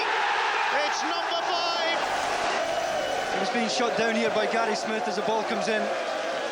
That's a good first-time effort, pulling it away from Derek Stilley. Good ball in from Mark Birchall, but not an easy one to hit. Lambert. Virtually all the Dundee players back, and there's the header! Once again, Larsson does it. Makes it look so easy. 8 minutes gone. He doesn't look the tallest player when he's in a crowded penalty area, but he has the effect of impeccable timing, great precision, and doesn't he know his angles well? A mix of footballing skill and good geometry. Well, Larsson got away from Miller so easily there. Can he bury it? No, just played out again. It's in. Burley coming at the end of that glorious run again by Henrik Larsson. You wouldn't say it was the hardest shot that Burley's ever hit in his life, but going through a rock of players in the box, it was always going to count, and it did. Just about 12 minutes to go this half, and Celtic now beginning to get back onto the track. They started off so strongly with earlier on. You could see it had a couple of bounces there, but Burley decided on an alternative. McNamara. Lots of space in that left-hand side. Look at the way McKinley was allowed to come up there. There was no cover in Viduka. His 5th goal for the club. Just before half-time, I think, he seals the destiny of Dundee. There was only one candidate for this in the box. Nicely curled in, and his strength and positioning brings about Celtic's first goal. goes again. Boyd. And look at the way that Larson has crept in behind the defence again. And the referee has given a penalty. There's a kind of delayed reaction to that. I kept my eye on the referee, and he didn't point to the spot almost immediately. There's the touch there, and he seemed to have lost possession of the ball, but he had his arm all the way around him, and the referee, after contemplation, I think, awarded the penalty. Larson himself to take this, and taken with absolute conviction. Goal number 37. And Dundee looked as if they might just get away with it, having worked very hard in the second half, but then that one bust by the man, they cannot pin him down. Space. Blinker finds it this time, and that's in! Number 5, and really, the man I've been praising for his great ability to let that go right through him. Reggie Blinker, making it number 5. Here's a shot now. Given the quality of the saves we've seen so far, I thought Douglas would be a certain to stop it. He didn't. And that is only his second goal since being at Celtic, as he's now back firmly in the Celtic support. McNamara away from Malpass. He's got some room here and some time. Over the way by De Vos. Back in from Lambert. Now Reggie Blinker. That's the opening goal. Richly deserved by Reggie Blinker. He scored last Saturday in the 5-0 defeat of Dundee. Altogether more important is this one. The goal which makes it 1-0 in the first of the Cup semi-finals.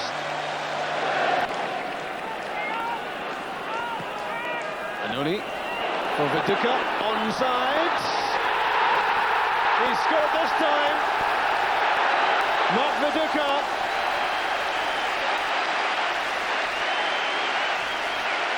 Goal number 6 for Celtic. In only the 5th match he's started. He was lost here by Siggy Jonsson, and how he made Dundee United pay. It was deflected off Jason De Vos, and that meant Steve Dykstra had no chance. For Reggie Blinker's corner. And a very decent corner, which is met by Reset, and Celtic have an early lead. Reset, who had to sit out Saturday's Cup semi, comes back with a bang. Well, it's a super header, but it's criminal to lose a goal like this. That's of 6 or 7 players inside that 6-yard box. They lost a goal identical to this in the last match between the sides at Celtic Park. Resets up well, and he's very good in the air, but with so many players in that 6-yard box, that is a terrible goal for Jim Jeffries' side to lose. Gets it back from Blinker, Tosh McKinley, and here's Larson, and he sets it up for Blinker, and it's 2 for Celtic, and they have made a spectacular start at Tynecastle. Well, it's a dream start for Celtic, and you see the generosity of Larson here. He's trying to dig it out from under his feet here, but he's always looking for somebody else in a better scoring position. Blinker provided that. It was Blinker who put McKinley in the first place, a driven ball. Larson knows he can't score, sets it up for Blinker, and Gilles Rousset left helpless there, and exposed once again, it has to be said, and Celtic rampant.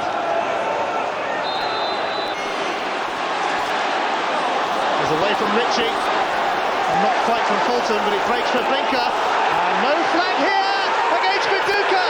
The flag stayed down, and Mark Viduka has given Celtic their 2-goal cushion back. Well, it must have been a very tight decision here for the linesman to make. It's a superb run from Viduka across the front though. The ball breaks to Blinker here. Look at the run from Viduka. Rob McKinnon doesn't step up in the left back position. Viduka certainly onside. How's that for composure? The rest of the Hearts defence held their line. And Rob McKinnon, had he stepped up, would have played Viduka offside. And that's a delightful finish. It's 7 goals in 7 games for Mark Viduka. Halted the Hearts charge then. Here he is again. Now Lambert. And here's Tosh McKinley. It's Viduka! His second of the game! And the Wizard of Oz puts Celtic 4-2 up. What a delivery from Tosh McKinley here. I thought he was going to play it early, decided to take a touch. Larson's back post. He dinks it in there for Viduka. The measured ball into the front post. And Viduka gets the reward, but what a cross this is from Tosh McKinley to pick him out.